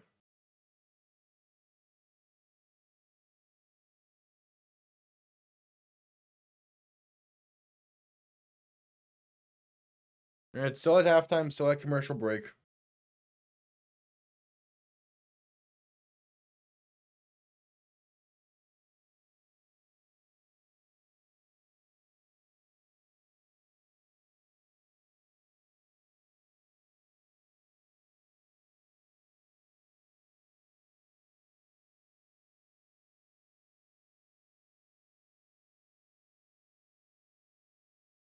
Yeah, I mean, I'm still like reeling from that from game 3 of the World Series the other night that went until like 2:30 a.m. my time.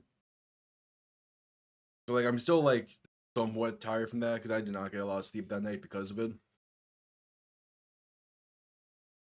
But it's fine.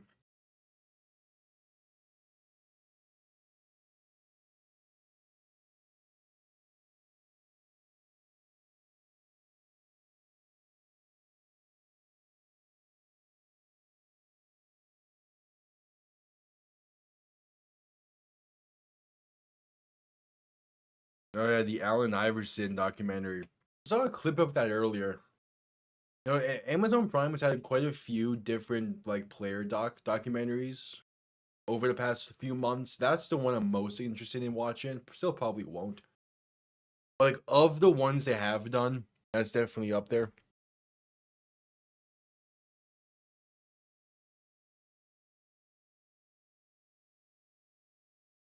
Oh, so yeah, the idea currently is on Sunday to go live with Colts Steelers at 1 o'clock.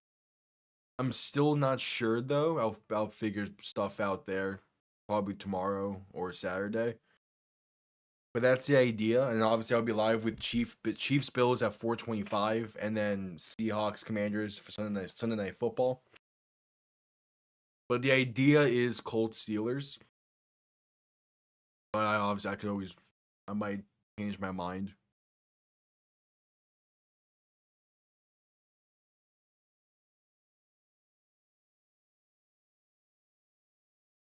Second half should be starting here soon.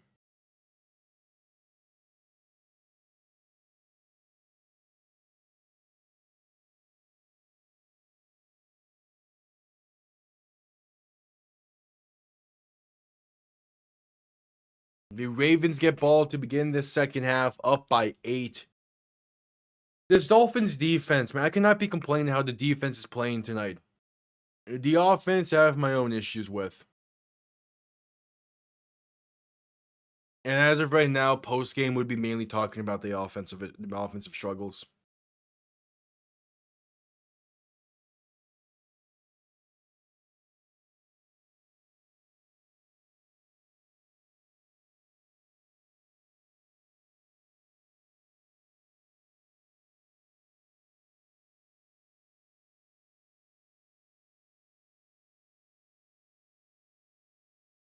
All right, Riley Patterson on for the kickoff as the second half from South Beach is underway.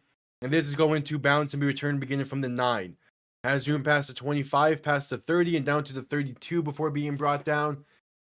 Time to see what this defense can do. Gonna really need a drive out of them here. Or a series out of them.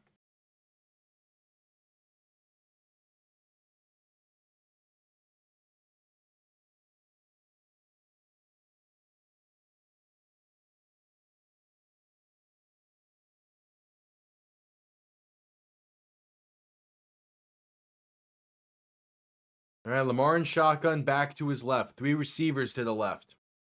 First play of the second half. Going to give this up the middle, and that's going to be a gain of only 2 there for Derrick Henry. Bradley Chubb on the tackle. Sets up a second down. All right. All right, all right.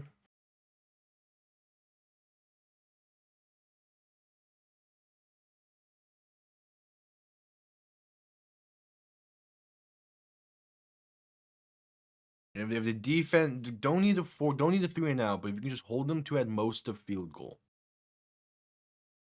Lamar in shotgun back to his right. 3 receivers to the left. Looking to throw in second down. Has some time, a dump off left side, caught by Derrick Henry. Going to be brought down for a gain of only about 2, up to the 35. Or they're saying the 36. If so, that's a very generous spot. Either way, it's going to be a 3rd and roughly 5 here for the Ravens.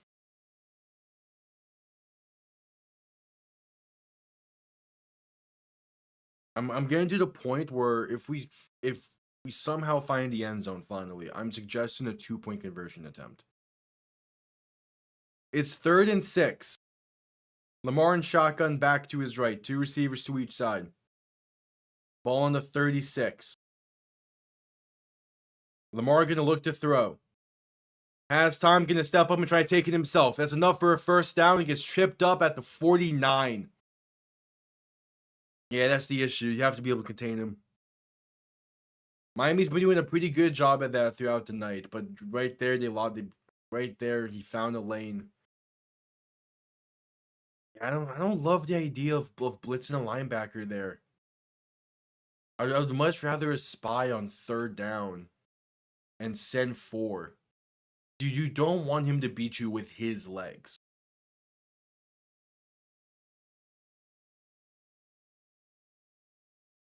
As Jack Jones slow to get up. Miami has double the amount of first downs as the Ravens tonight, and we're down by 8.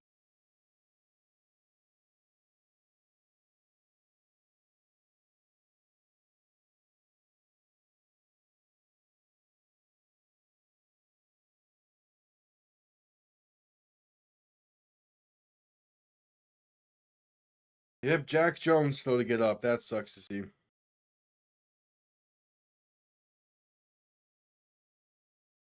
It seems to be non-con. Damn. Jack Jones going down decimates this secondary. Just completely decimates it.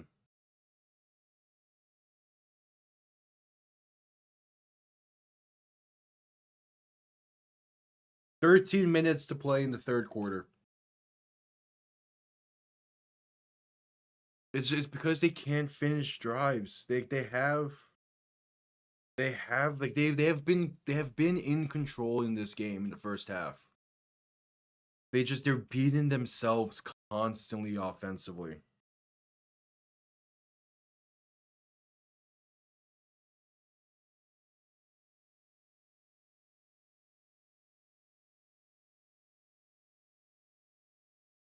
Yeah, Lamar to throw in 1st and 10. Pass over the middle is going to be caught. That's Isaiah Likely. Going to be enough for a first down up to the plus 41. Again, a field goal at most. I wouldn't love it, but I'll be fine giving up a field goal on the opening drive of the half. That is assuming the offense can get out of their own ass. Lamar in shotgun back to his left. 3 receivers to the left as well. Shifting the back to his right. 1st and 10 from the plus 41. Lamar gonna quick throw this left side for a bubble screen to Zay Flowers. That's going to get past the 40 to the 38. A gain of 3.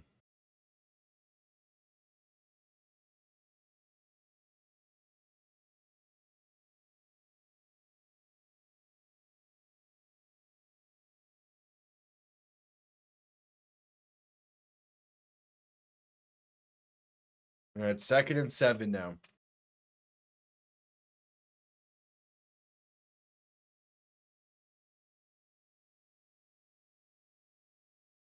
Lamar in shotgun back to his right. 2 receivers to each side. Going to look to throw once again. Dump off right side to Justice Hill. Is going to get space for a first down inside the 30 to the 29.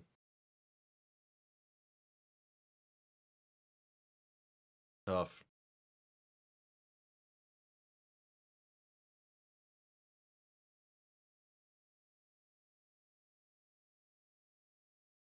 Yeah. And again, like I have my secondary teams as well that I like watching: Tampa, Detroit, Green Bay, and all those. But I also don't really care if they end up losing. I don't care what their outcomes are. I just like watching them play. My actual like secondary teams are the Florida Panthers and the Miami Heat. Pass over the middle is caught by Isaiah Likely, gets inside the 15 to the 14. Like with those like and with those NFL secondary teams, it's less like actually rooting for them and more I admired their offensive scheme and the way they play the game. Whereas with Miami and like the Florida Panthers, Miami Heat, if I'm watching those games, I want to see them win. I don't care how they win. I want to see them win.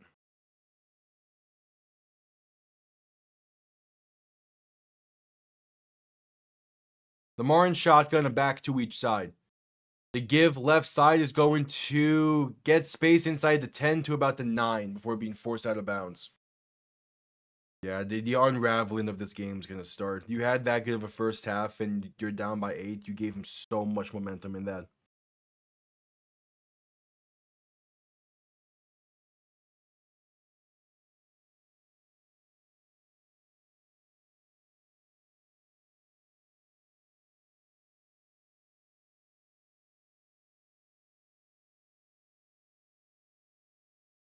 Yeah. Lamar in shotgun back to his left. 2 receivers to each side. 2nd and 6. Going to look to throw once again. Trying to step around, pass over the middle, caught by Zay Flowers, makes one man miss. And gonna get down near the 5, gonna be marked short. So 3rd and 1 coming up.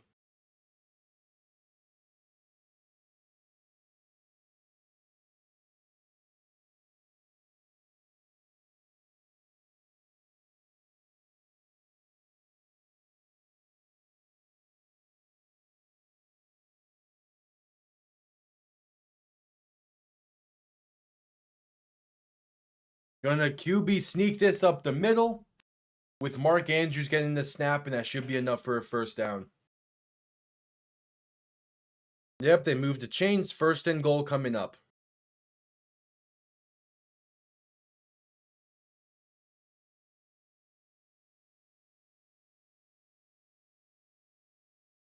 Yeah, that's this was not the drive you wanted defensively, obviously. It's just, man. The wasted opportunities in the first half coming to bite you now. Lamar under center, back behind him, 2 receiving options to each side. 1st and goal from the 3. Play action looking to throw. Lamar stepping left, passing left, wide open. Another touchdown for Baltimore. The 3rd passing touchdown of the night. It's Charlie Collard this time on the reception.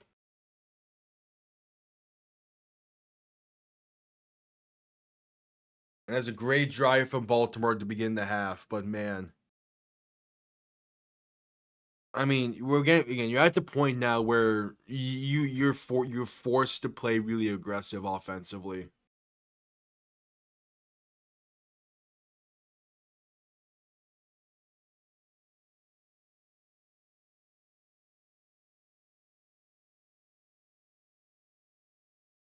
The extra point is up, and it is good. Down by 15.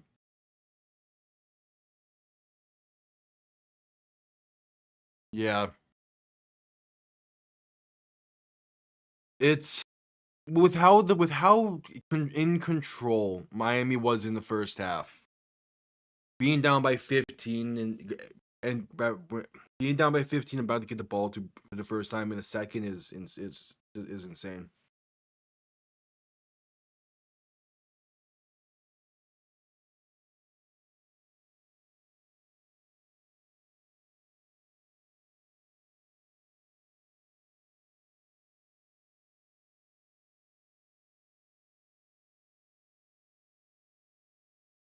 It's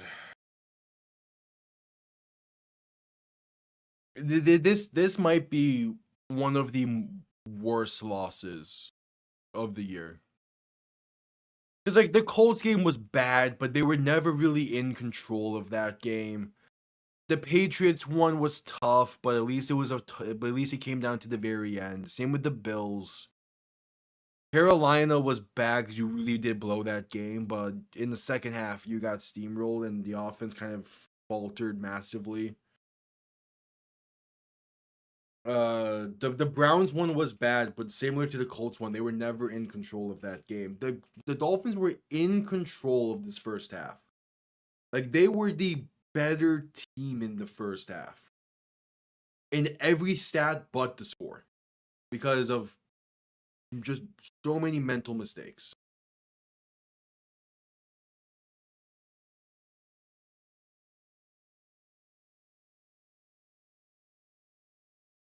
This is one of those games where you try to take stuff from, but the more positives you find out about this game, the worse and worse you feel. But like you can take so much at this point. Like, oh yeah, you can take so much from that first half of play. Yet it doesn't they can't break through. And that's been an issue in the McDaniel era against teams like Baltimore. Where like against like potential playoff team. And Baltimore, yeah, they're not sitting great right now. They still have like a 50% chance to make the playoffs though because of that division. But like against teams that are like inferior in the or playoff caliber teams, it's the same issues every time where it feels like it feels like they're playing well early on, but they can't get out of their own way at some point.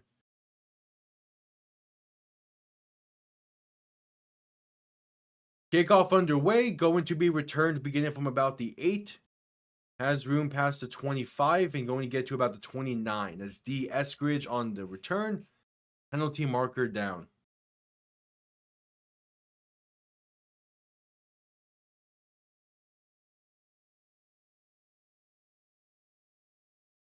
And it's a block in the back against Miami. So we're going to start this from deep in their own territory.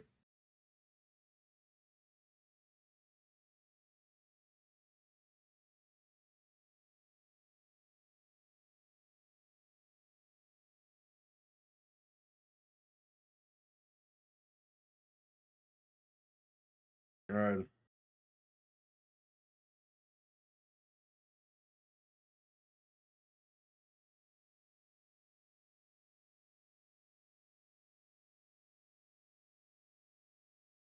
Duo under center, back and fullback behind him. Starting this drive from their own 13. Going to look to throw. Trying to find time, but sacked at the 6. Yeah, this game's about to get ugly. This game's about to get really, really ugly.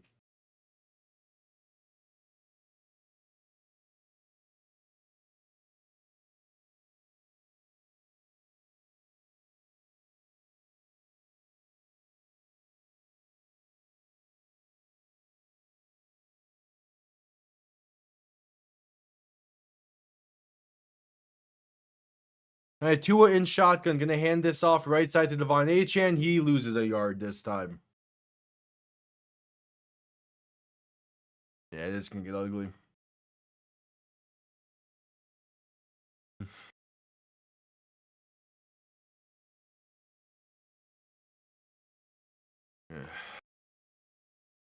Third and 17 coming up.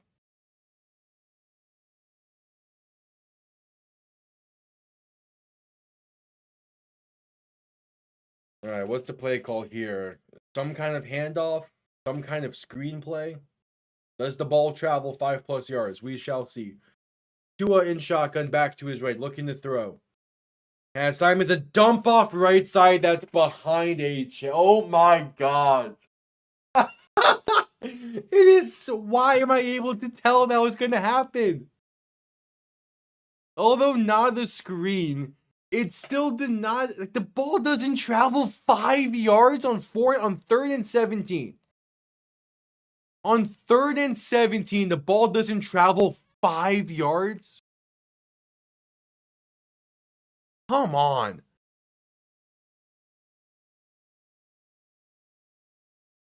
You know, instead you throw it 2 yards behind the line. Crazy. It's the same thing. The past 2 years, they have constantly refused to push the ball down the field.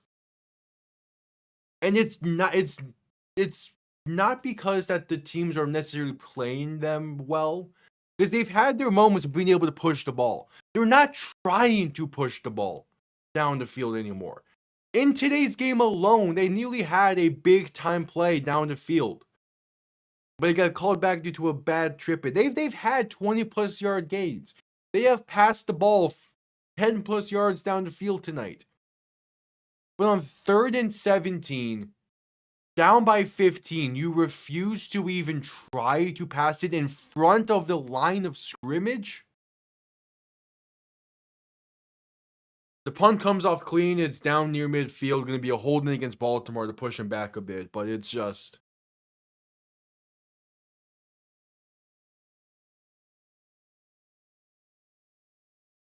And into a commercial break.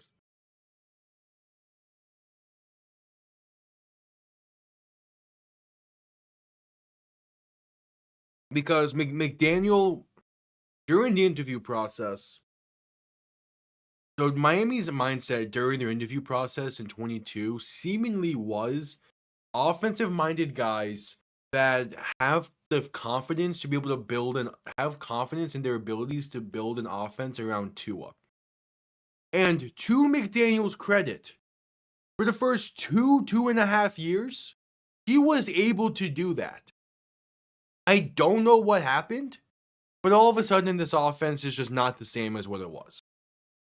And there's also a lack of adapting that offense into a new style. The core of every team in the McDaniel era has been athleticism, elusiveness, and speed. It's we're going to beat you off the line.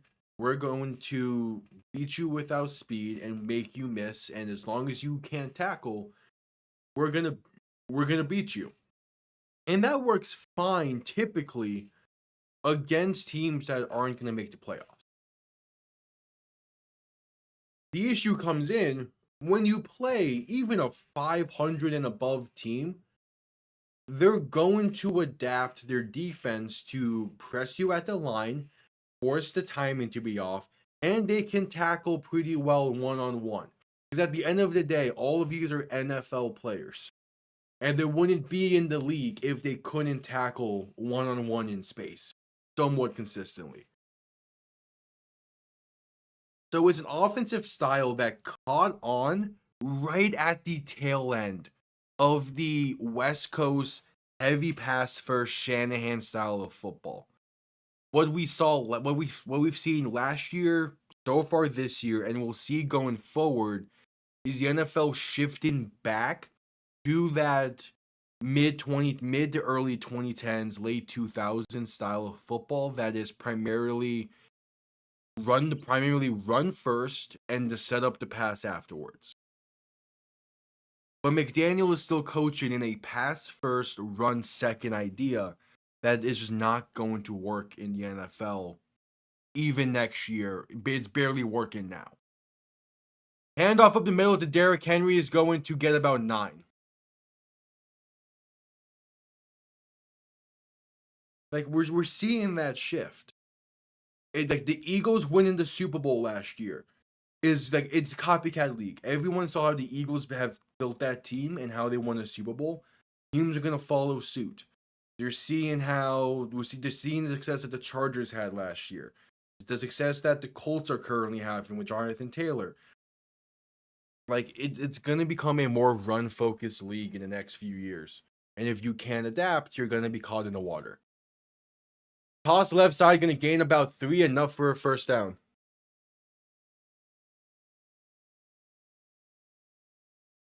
Oh, even like the Ravens, the Chiefs as well are starting to become more of a run focus with Pacheco and Kareem Hunt. Though they can still pass really effectively because they can run the ball pretty well. And James Cook over in Buffalo, though not to the same extent, he's still helping that offense out a lot.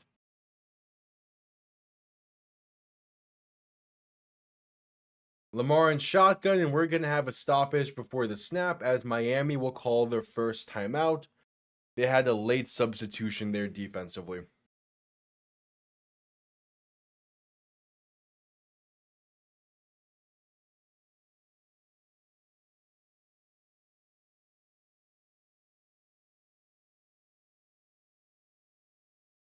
And also, like the Lions are another great example of the ways to build a team for success. Very heavy focus on the trenches. They just signed Aiden Hutchinson to that massive extension. A focus on the trenches, on focus on having one back that's really athletic and really elusive, and another back that is more so ground and pound that can also be like as also like a playmaking back in his own right. They've just dealt the injury hand and have been dealing with that. Lamar throwing right side has a man that's Zay Flowers inside the 10 and down to the 8. A beautiful throw from Lamar Jackson puts the Ravens at first and goal. Yeah, this is getting ugly. This is getting real ugly. That's such a good throw, man. I can't even be too upset. That's a beautiful throw. That's a god damn. That's a beautiful throw. That's one of those throws that like the truly great quarterbacks make on a consistent basis. Lamar under center, back behind him. Play action, looking to throw. Has time, stepping up, pass an end zone, wide open. It's Rashard Bateman. Penalty marker is down. But that would be the 4th passing touchdown. Holding against Miami's the call. That's declined. Lamar Jackson has 4 passing touchdowns tonight. And I believe that is now his 20th passing touchdown against Miami in his career. It's either his 20th or it's the 18th. Either way, Lamar Jackson he loves playing the Dolphins. Like, Lamar Jackson wishes he could play the Dolphins every single week. He has had nothing but success against this team. Extra point by Tyler Loop is up and good.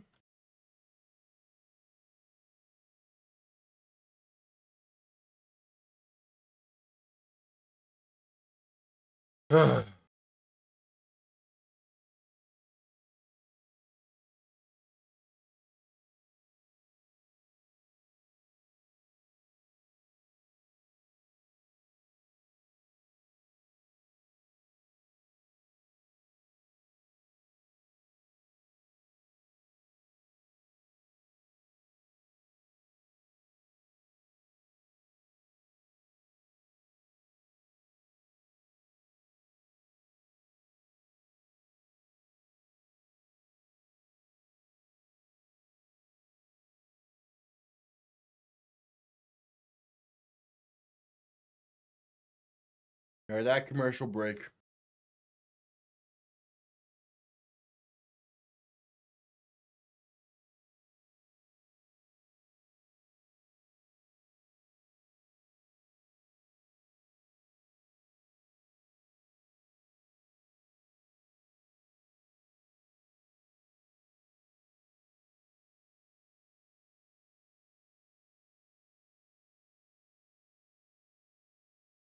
How's the Heat game going? The Heat are down by 15 now as well.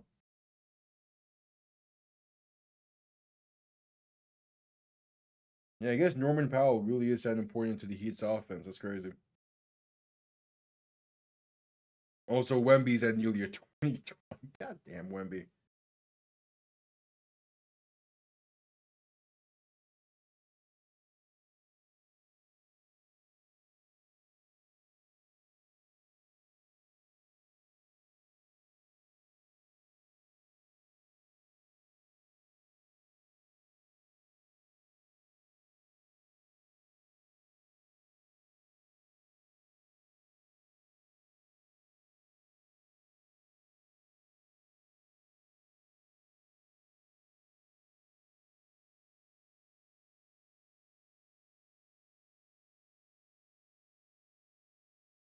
All right, just coming out of commercial break. I love it. Yes. No, I need to screenshot this quickly. So they're showing Dolphins fans in the stands wearing bags on their heads. That is perfect. That's gonna be the thumbnail. That's gonna be the thumbnail for post game. That is absolutely perfect.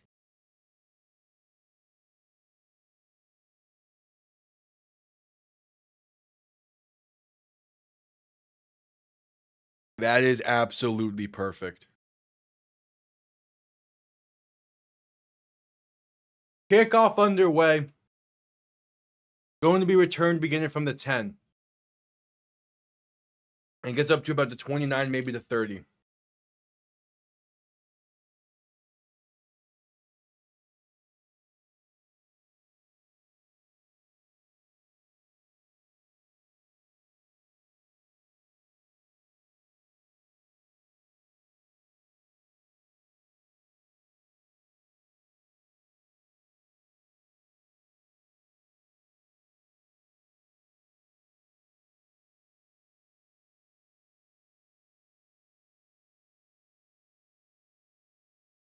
All right, Tua under center, back behind him. Two receiving options to each side. Play action looking to throw. Pass over the middle is going to be caught and gets up past the 45 and fighting to about the 48. That's Nick Westbrook Ikine on the reception.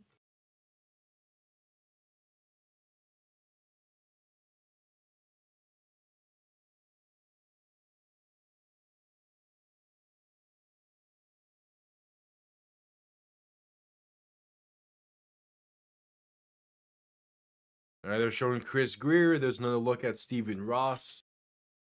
I would really like a look at Steve. I would really love an alternate broadcast that just keeps a camera on Stephen Ross the entire game. Handoff up the middle, gains a yard for Achan. Yeah. Like, that's just perfect. The bag's on the head.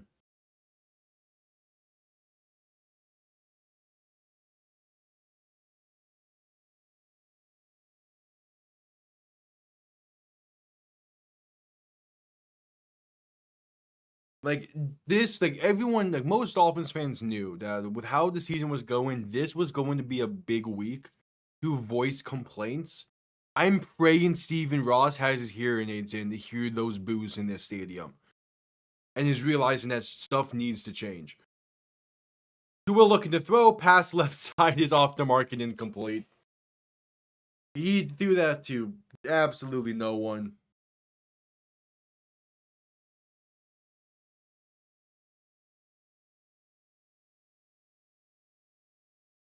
I am shocked there are still Dolphins fans at that stadium and that this isn't completely filled with Ravens fans.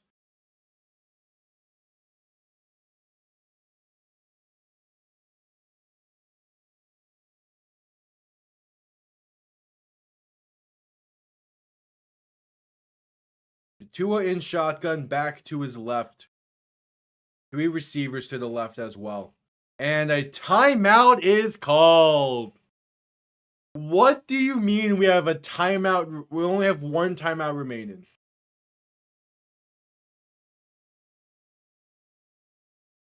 How do we only have one timeout remaining with 2:42 to play in the third? It has been 4 years. 4 years. And we are consistently calling one timeout a game at least due to play calling mishaps. Make it make sense.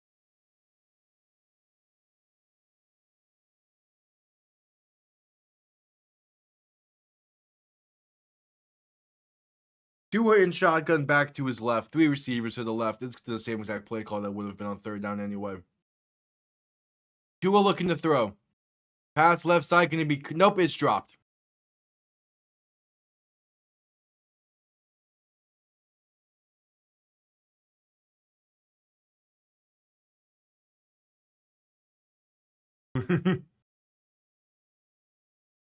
Yeah, right after this, I'm recording a post game. Then I'm gonna go to my hyperfixation, which has been we're just gonna be going back to Hades 2. That game is great. It's just it's less about time management, and it's more that McDaniel cannot say a clean sentence to save his life, and because of that, he can't get the play calls in a timely manner. Punt comes off clean, going to be out of bounds near the 15. I'm like the amount of things that would be different as long if we just get play calls in a timely fashion.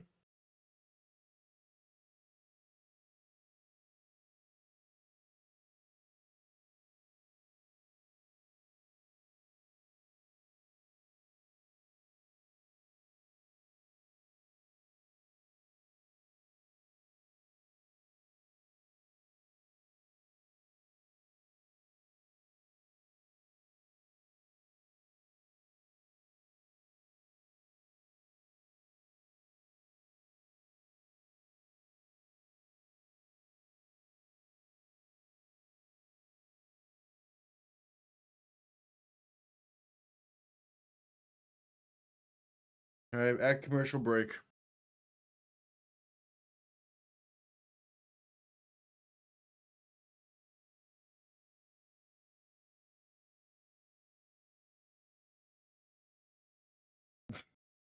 I want to point. I'm gonna save this tweet as well because it's great.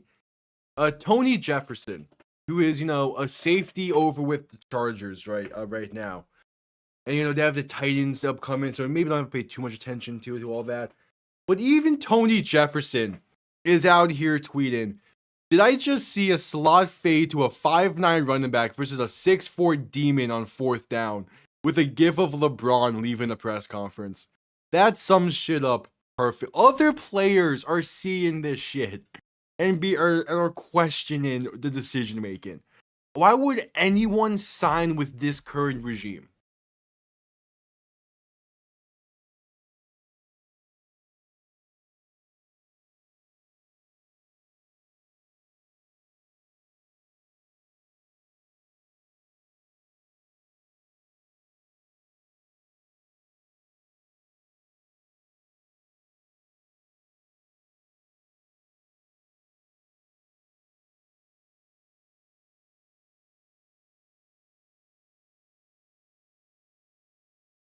We're just coming back from commercial break.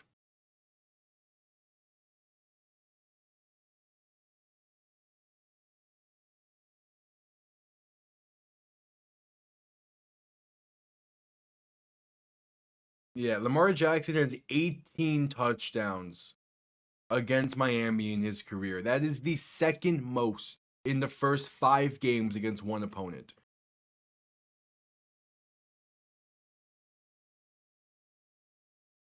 Going to hand this off up the middle, and Derrick Henry bounces it out right side. Has space. Past the 35 to 40. 45 and tripped up at midfield by Dante Trader. But there's the breakaway carry from Derrick Henry that we've been waiting for tonight.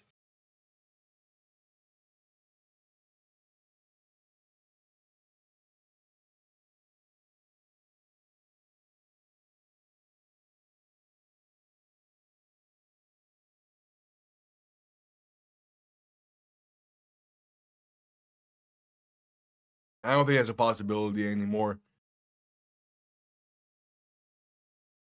The give right side going to get about a yard there. I believe that's Justice Hill on the carry. No, it's a 34.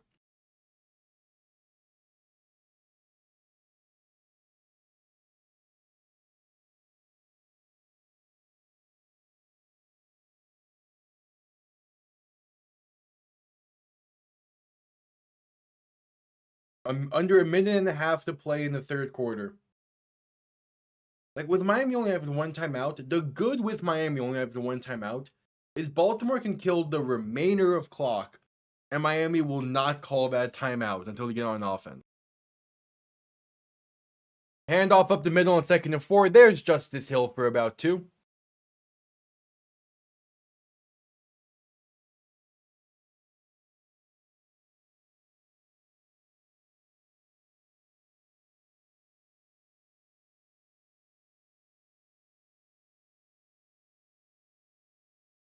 Oh, yeah, Tony Jefferson was a former Raven, so there is that to it as well.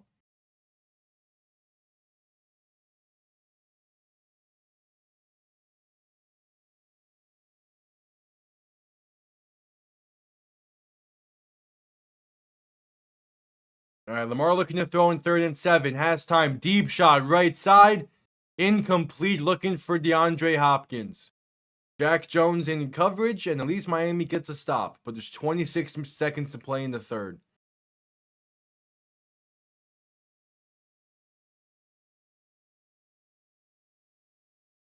Down by 22. Would need a miracle. The Broncos got one earlier on in the season. You never know.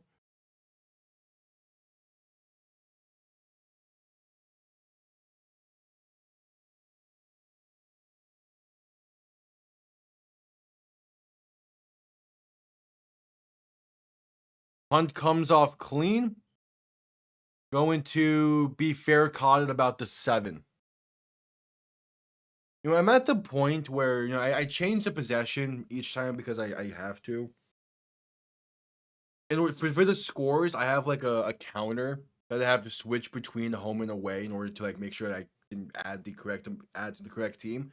I'm not gonna bother changing that the rest of the night. I'm just gonna keep it on Baltimore's.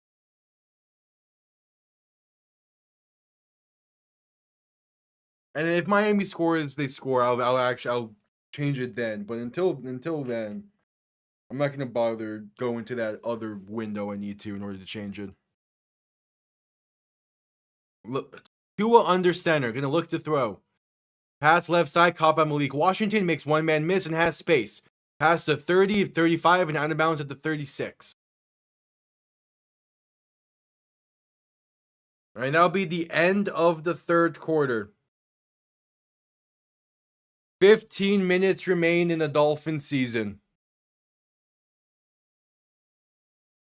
And we're going to a commercial break.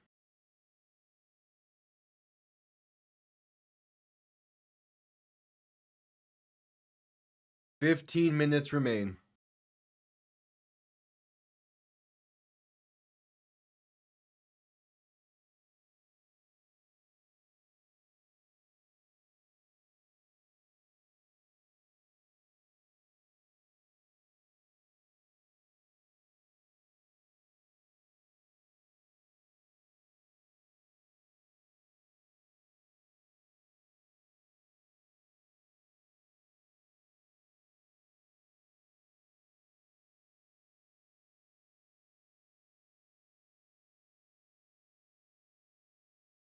Mel Kiper called Miami the 3rd most challenging rebuild in the NFL right now. I could see it. And it's challenging because of the situation with Tua.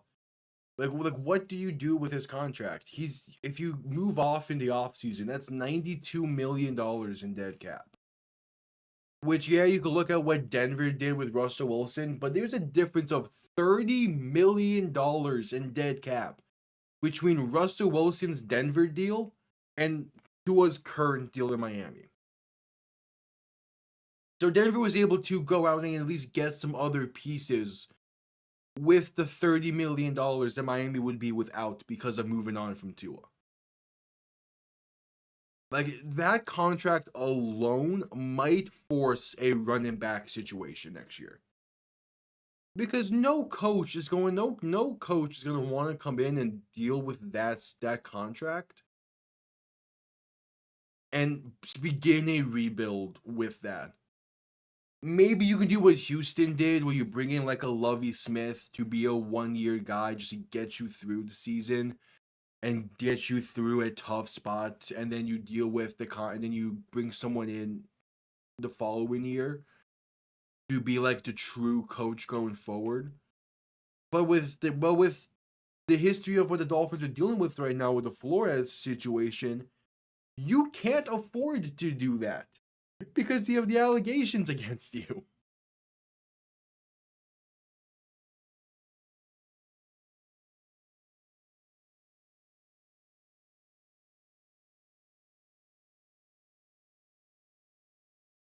This is crazy. Just coming back from commercial break.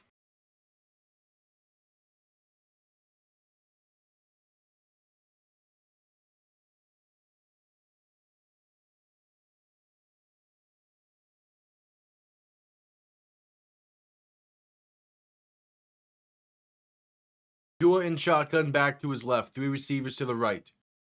Looking to throw. Pass over the middle. Caught by Greg Dolch. He's going to get about 5.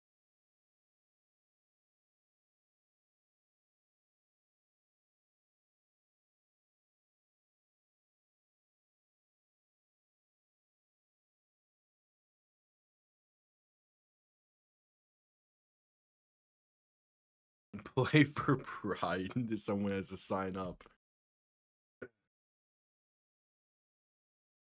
Tua in shotgun back to his right. 3 receivers to the left. Man in motion left to right. Quick throw left side going to be caught. That's enough for a first down. A gain of 5 there for Nick Westbrook-Ikine.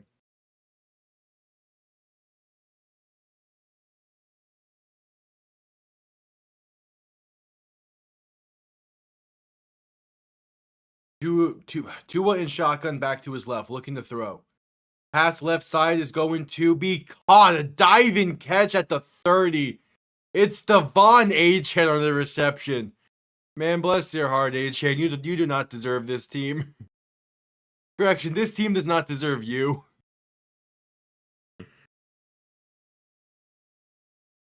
He's the only member of this offense I want to see in 2 years' time.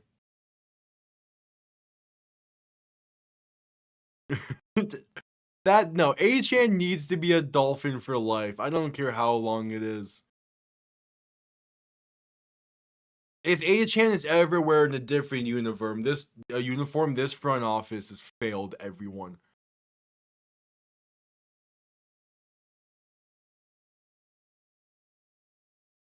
I think the Ravens are challenging this, but that looks like a clean catch.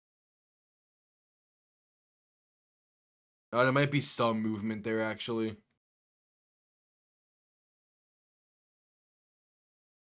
Can't really get a good angle on it, though.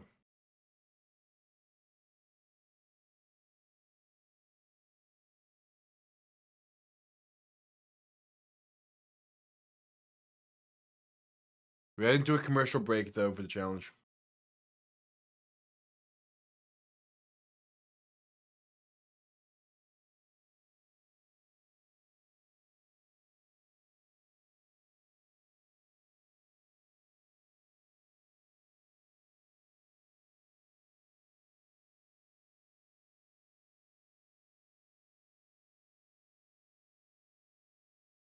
Alright.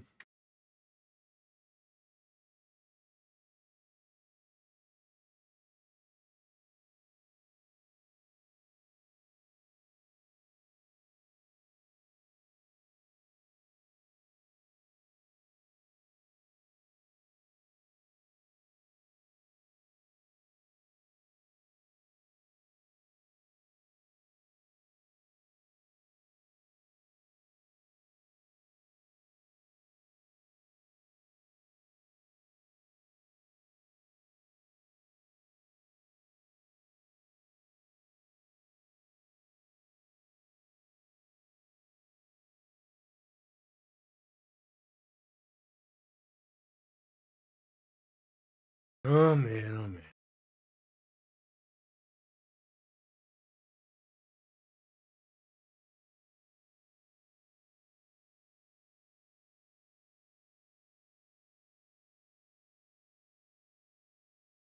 Meanwhile, over at Coastal Carolina, their halftime show is Benson Coastal Carolina is having a medieval time show for their halftime show, and I'm over here watching this shit. Hey, the Heat are only down by 4 now.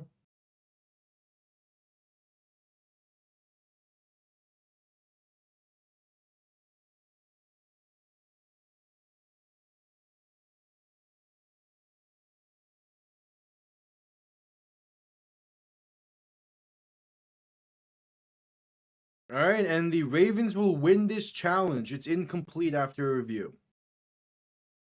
Hell yeah.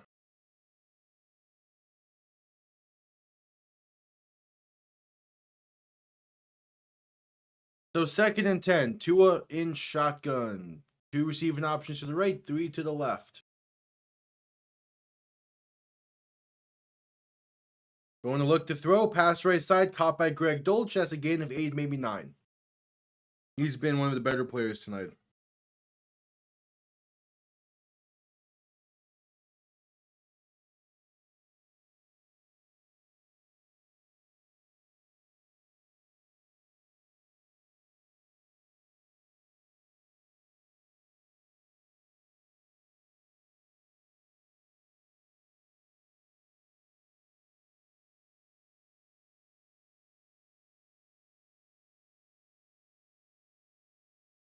So 3rd down, Tua throwing right side. It should have been picked off. Roquan Smith couldn't hang on. Was looking for a tight windowed pass and nearly threw an interception. I would have definitely. I mean, the game's already pretty much over, but.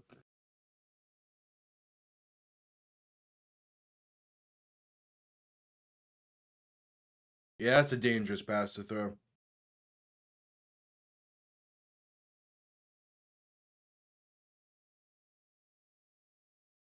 Fourth and 1.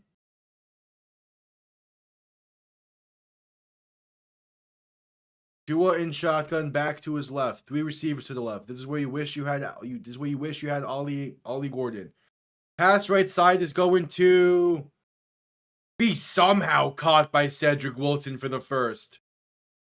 That's an A+ catch.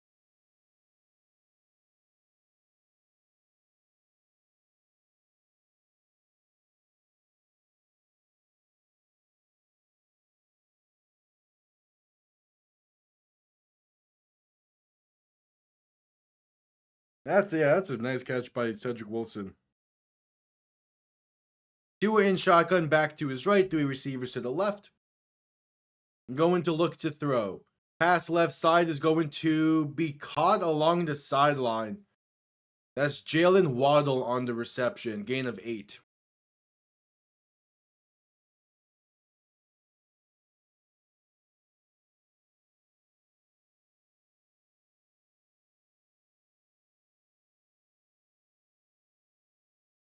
And then on 2nd and 2, a pass left side is off the mark and incomplete for, I believe, a screenplay. So now 3rd and 2.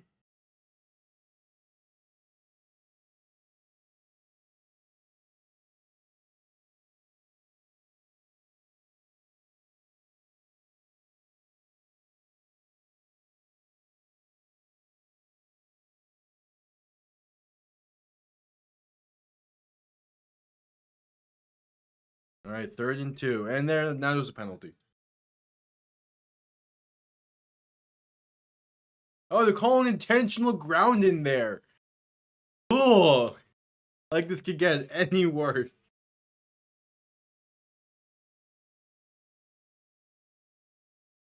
What's that supposed to be? I'm sorry, what? That's intentional grounding, but I don't even know who Tua was trying to throw it to there.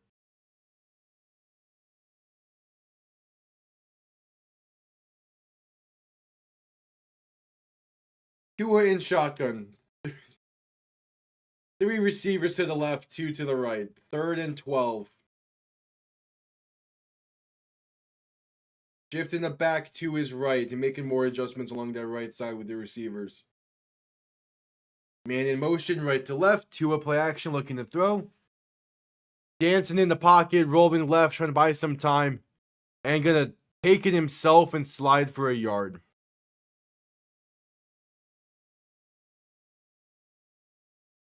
All right, 4th and 11. You have to go for it here. What fucking time is it? Nearly 11. The question now is going to be, can the Ravens kill like 10 minutes of clock in the next drive?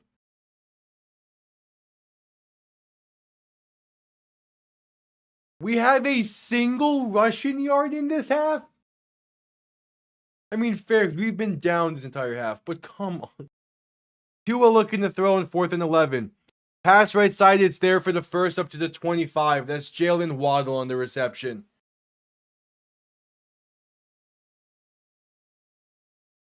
Yeah, I mean, again, we've been forced to go really pass happy in this half because we've been down by 9 plus the entirety of it.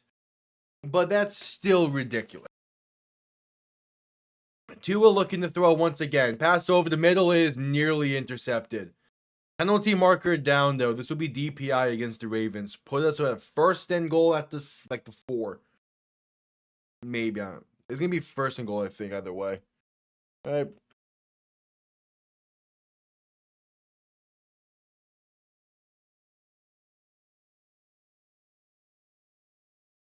Yeah, looking for Nick Westbrook-Ikine and Nate Wiggins gets there early.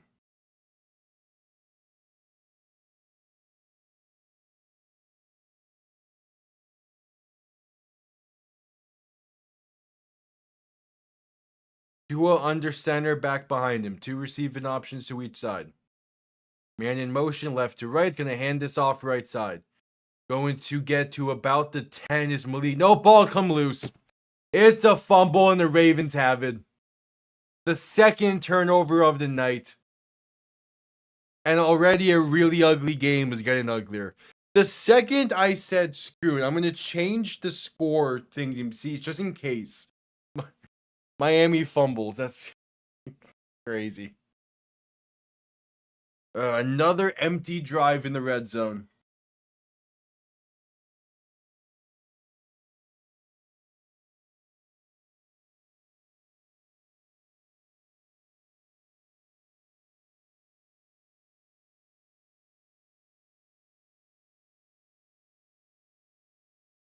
Head into a commercial break.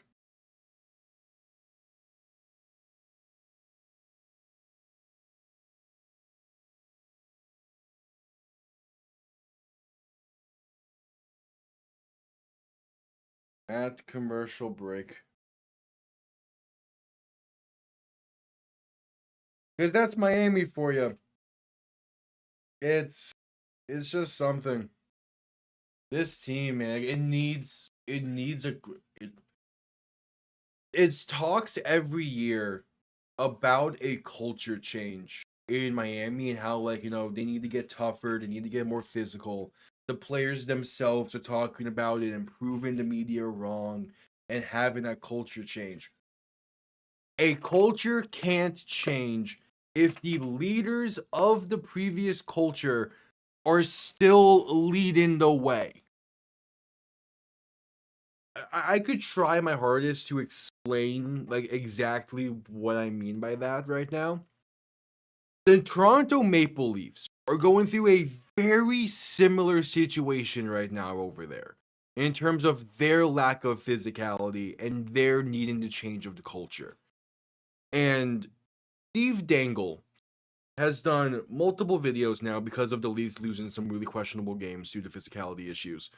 Has done multiple videos perfectly explaining that exact issue of how you're going to change a culture without actually changing the team. For years, the Maple Leafs have been talking about that. And Miami's now in that boat where there's so much emphasis after years of like, are they going to get physical? Are they going to focus on the physicality?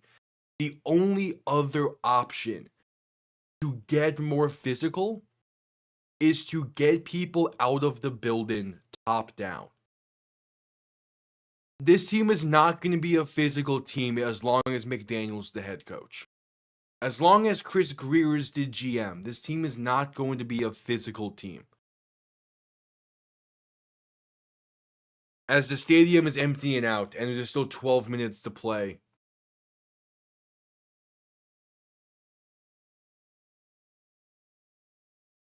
Toss left side on 1st and 10. It's going to have plenty of space. Up past the 25 to the 29 for Derrick Henry.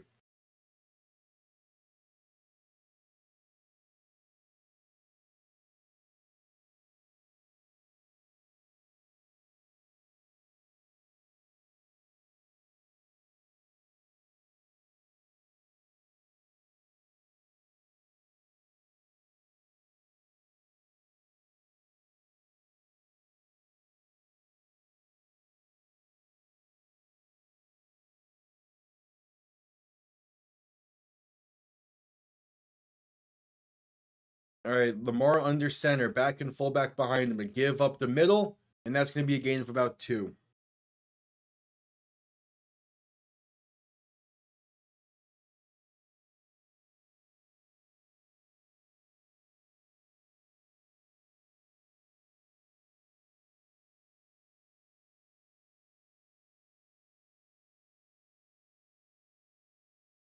All right, 2nd and 8 coming up.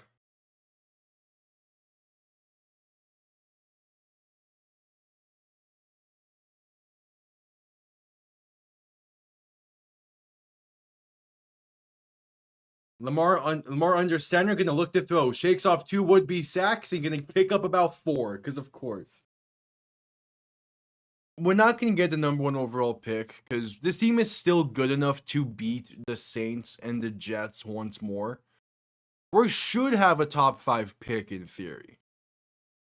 But I'm still at the point of I don't know if I want to use that pick on a franchise quarterback. Because the foundation of this roster is not good enough to bring in a rookie quarterback at his current moment.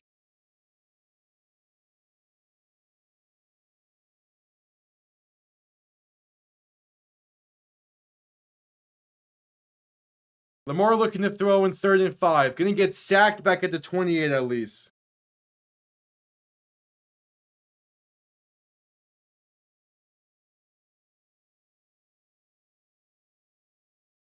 And the Dolphins defense force another 3 and out. I know the defense has given up 4 passing touchdowns in this game. The defense is not the issue tonight. The defense has not been the biggest issue in this game. They've played fine enough.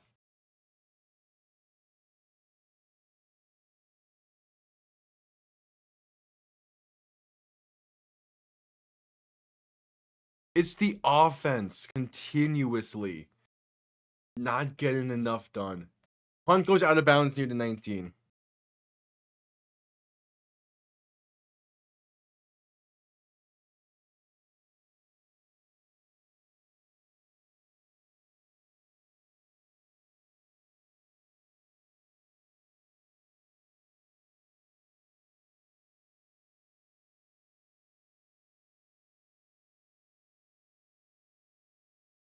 We go to a commercial break.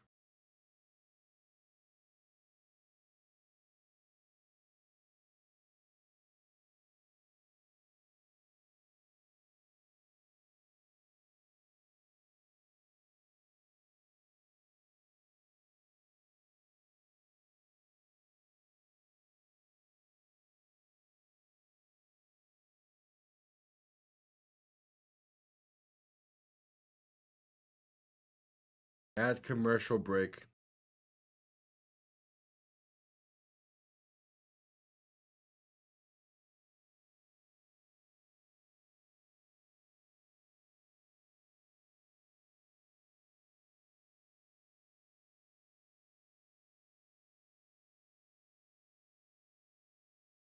Honestly, don't even wait till after stream. Just go take a nap now.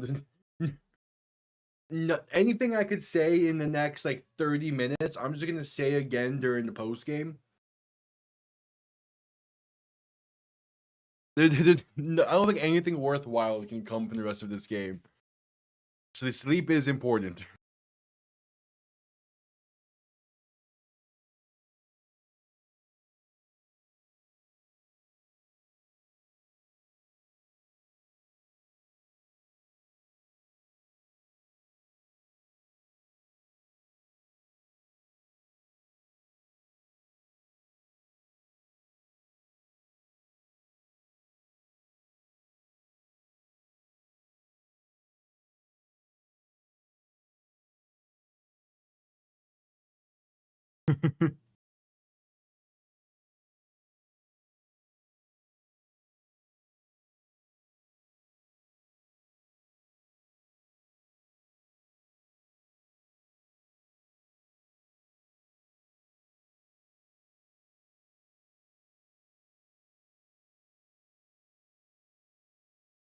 Like, you be like, I give Dolphins fans so much credit. They perfectly nailed the reaction, the environment they needed to show tonight in order to send Steven Ross some message about this team.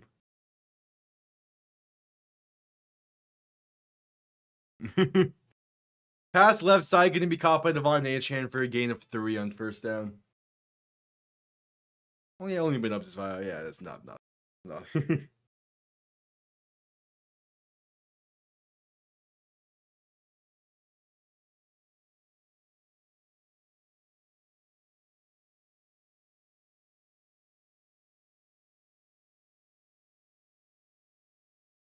Tua looking to throw. Pass right side is going to be caught up to about the 35. That's Malik Washington on the reception, up for a first downs. Under 7.5 to play.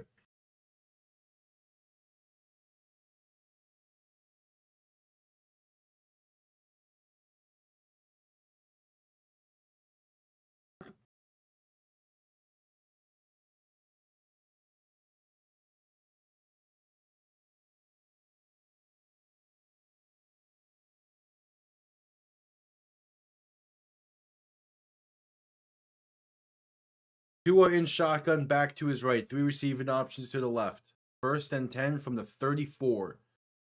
Looking to throw. Pass over the middle is going to be bobbled and incomplete.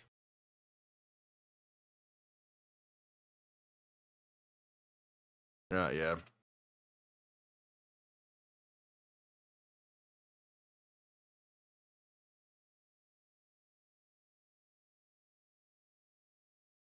Yeah, it just hit just hit 11 over here.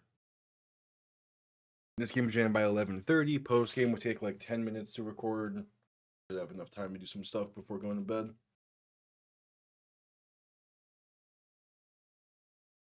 Tomorrow's Halloween, and like I know what like I'm gonna wear stuff to class because why not? But besides that, I have like no plans for tomorrow. To a deep shot over the middle, and it is intercepted. Makes one man miss a return past the 30, 35 past the 40, and gonna be out of bounds at the 45 penalty marker down. Probably gonna be for a blindside block. That is Malachi Starks, the rookie safety out of Georgia.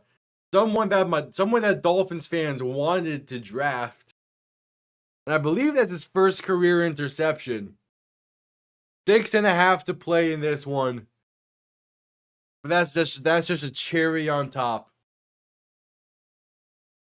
That's just a cherry on top for this game.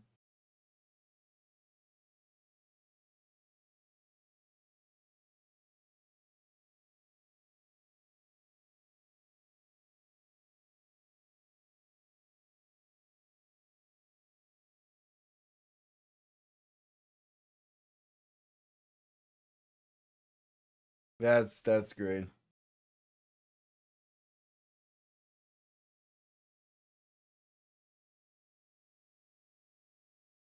Yeah. Yeah, like, my concept, I haven't. I'm never really been a massive Halloween fan. So like the stuff I'm wearing is nothing special. It is like stuff I've worn. It's like it just a special hat to have hat off to the side and a necklace and like a shirt. That's like a special. That's like from a book series from the Percy Jackson series. There's nothing special. It's like I don't know. But I do respect a lot of like the costumes I see online and stuff from people that are really into Halloween. Those look nice and are fun to see. Handoff right side can gain a yard for Derrick Henry. Yeah.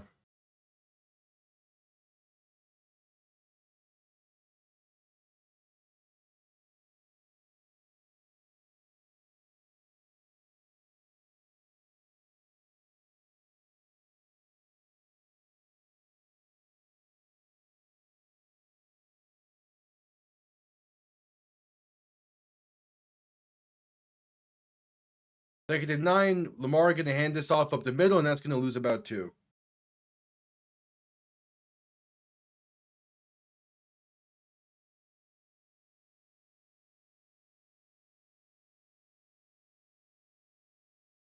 I have a friend who's struggling to get the final pieces of his costume right now.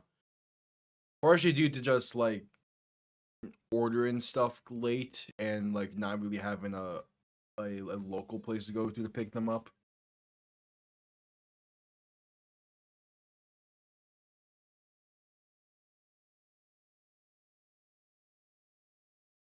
Lamar under center, back and fullback behind him. Gonna play action and look to throw. Pass over the middle is caught for the first down. Gets up to about the 33. That is Charlie Kolar on the reception.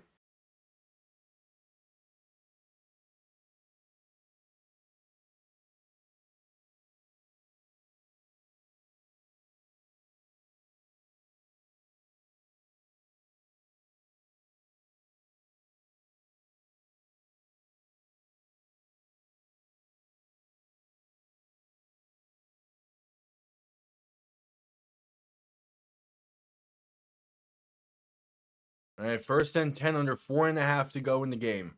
Baltimore is just killing time now. Lamar under center, gonna hand this off up the middle, and there's space for Derrick Henry up to the 45.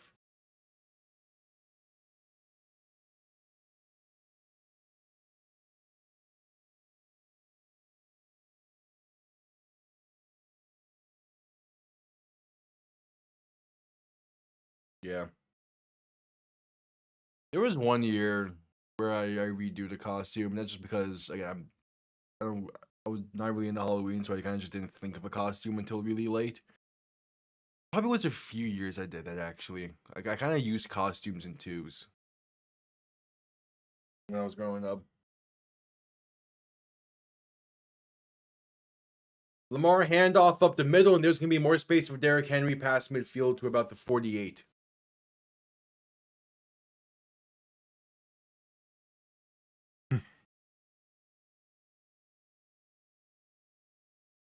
$3:20 to play in the game.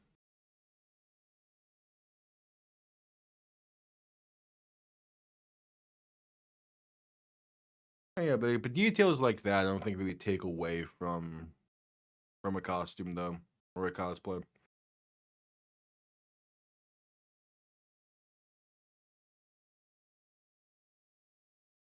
Hell yeah. Lamar under center, back and fullback behind him. Handoff up the middle on 2nd and 3 is going to get enough for a first. Gain of 3 exactly. One more play is needed before the 2-minute warning.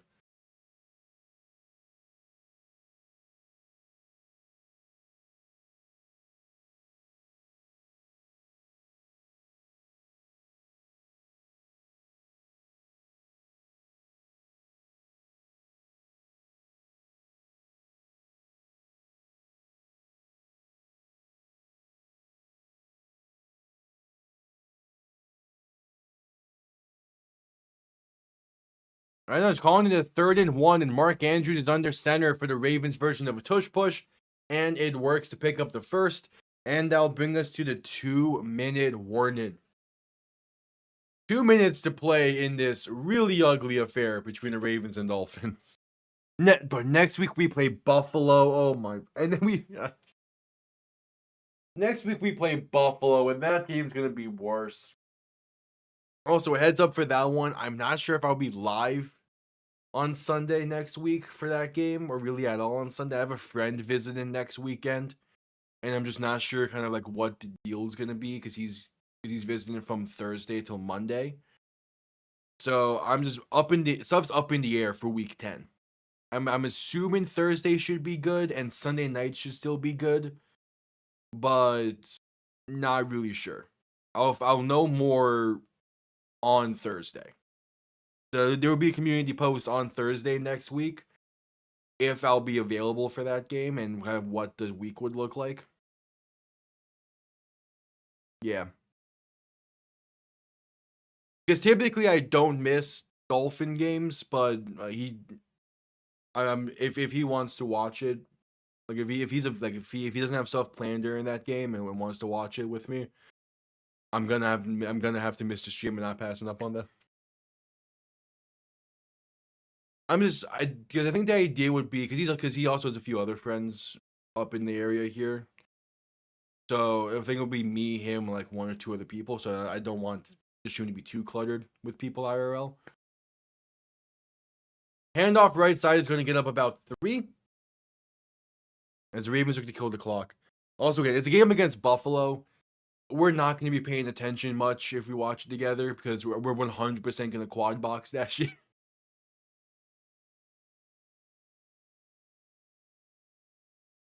Yeah.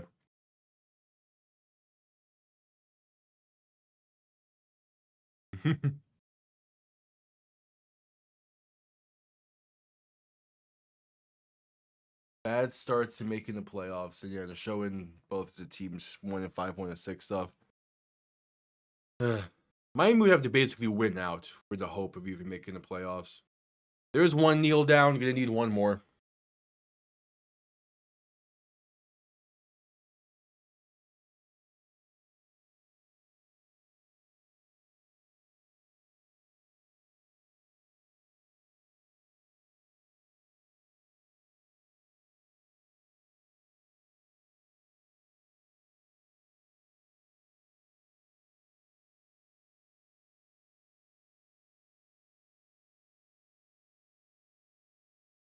All right, one more kneel down.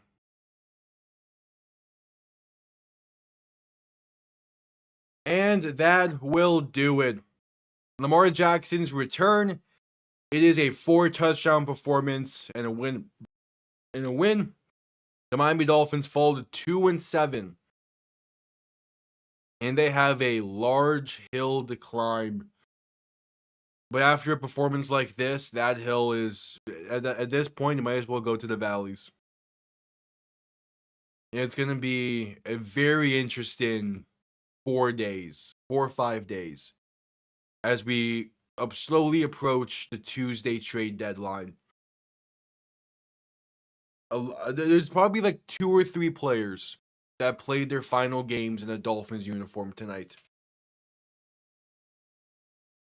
That was bad. That was just straight up bad. All right. So again, the idea is to go 3 games. I probably will end up going 3 games on Sunday because of next week being a bit of an in question. So I'll go live as much as I can before then.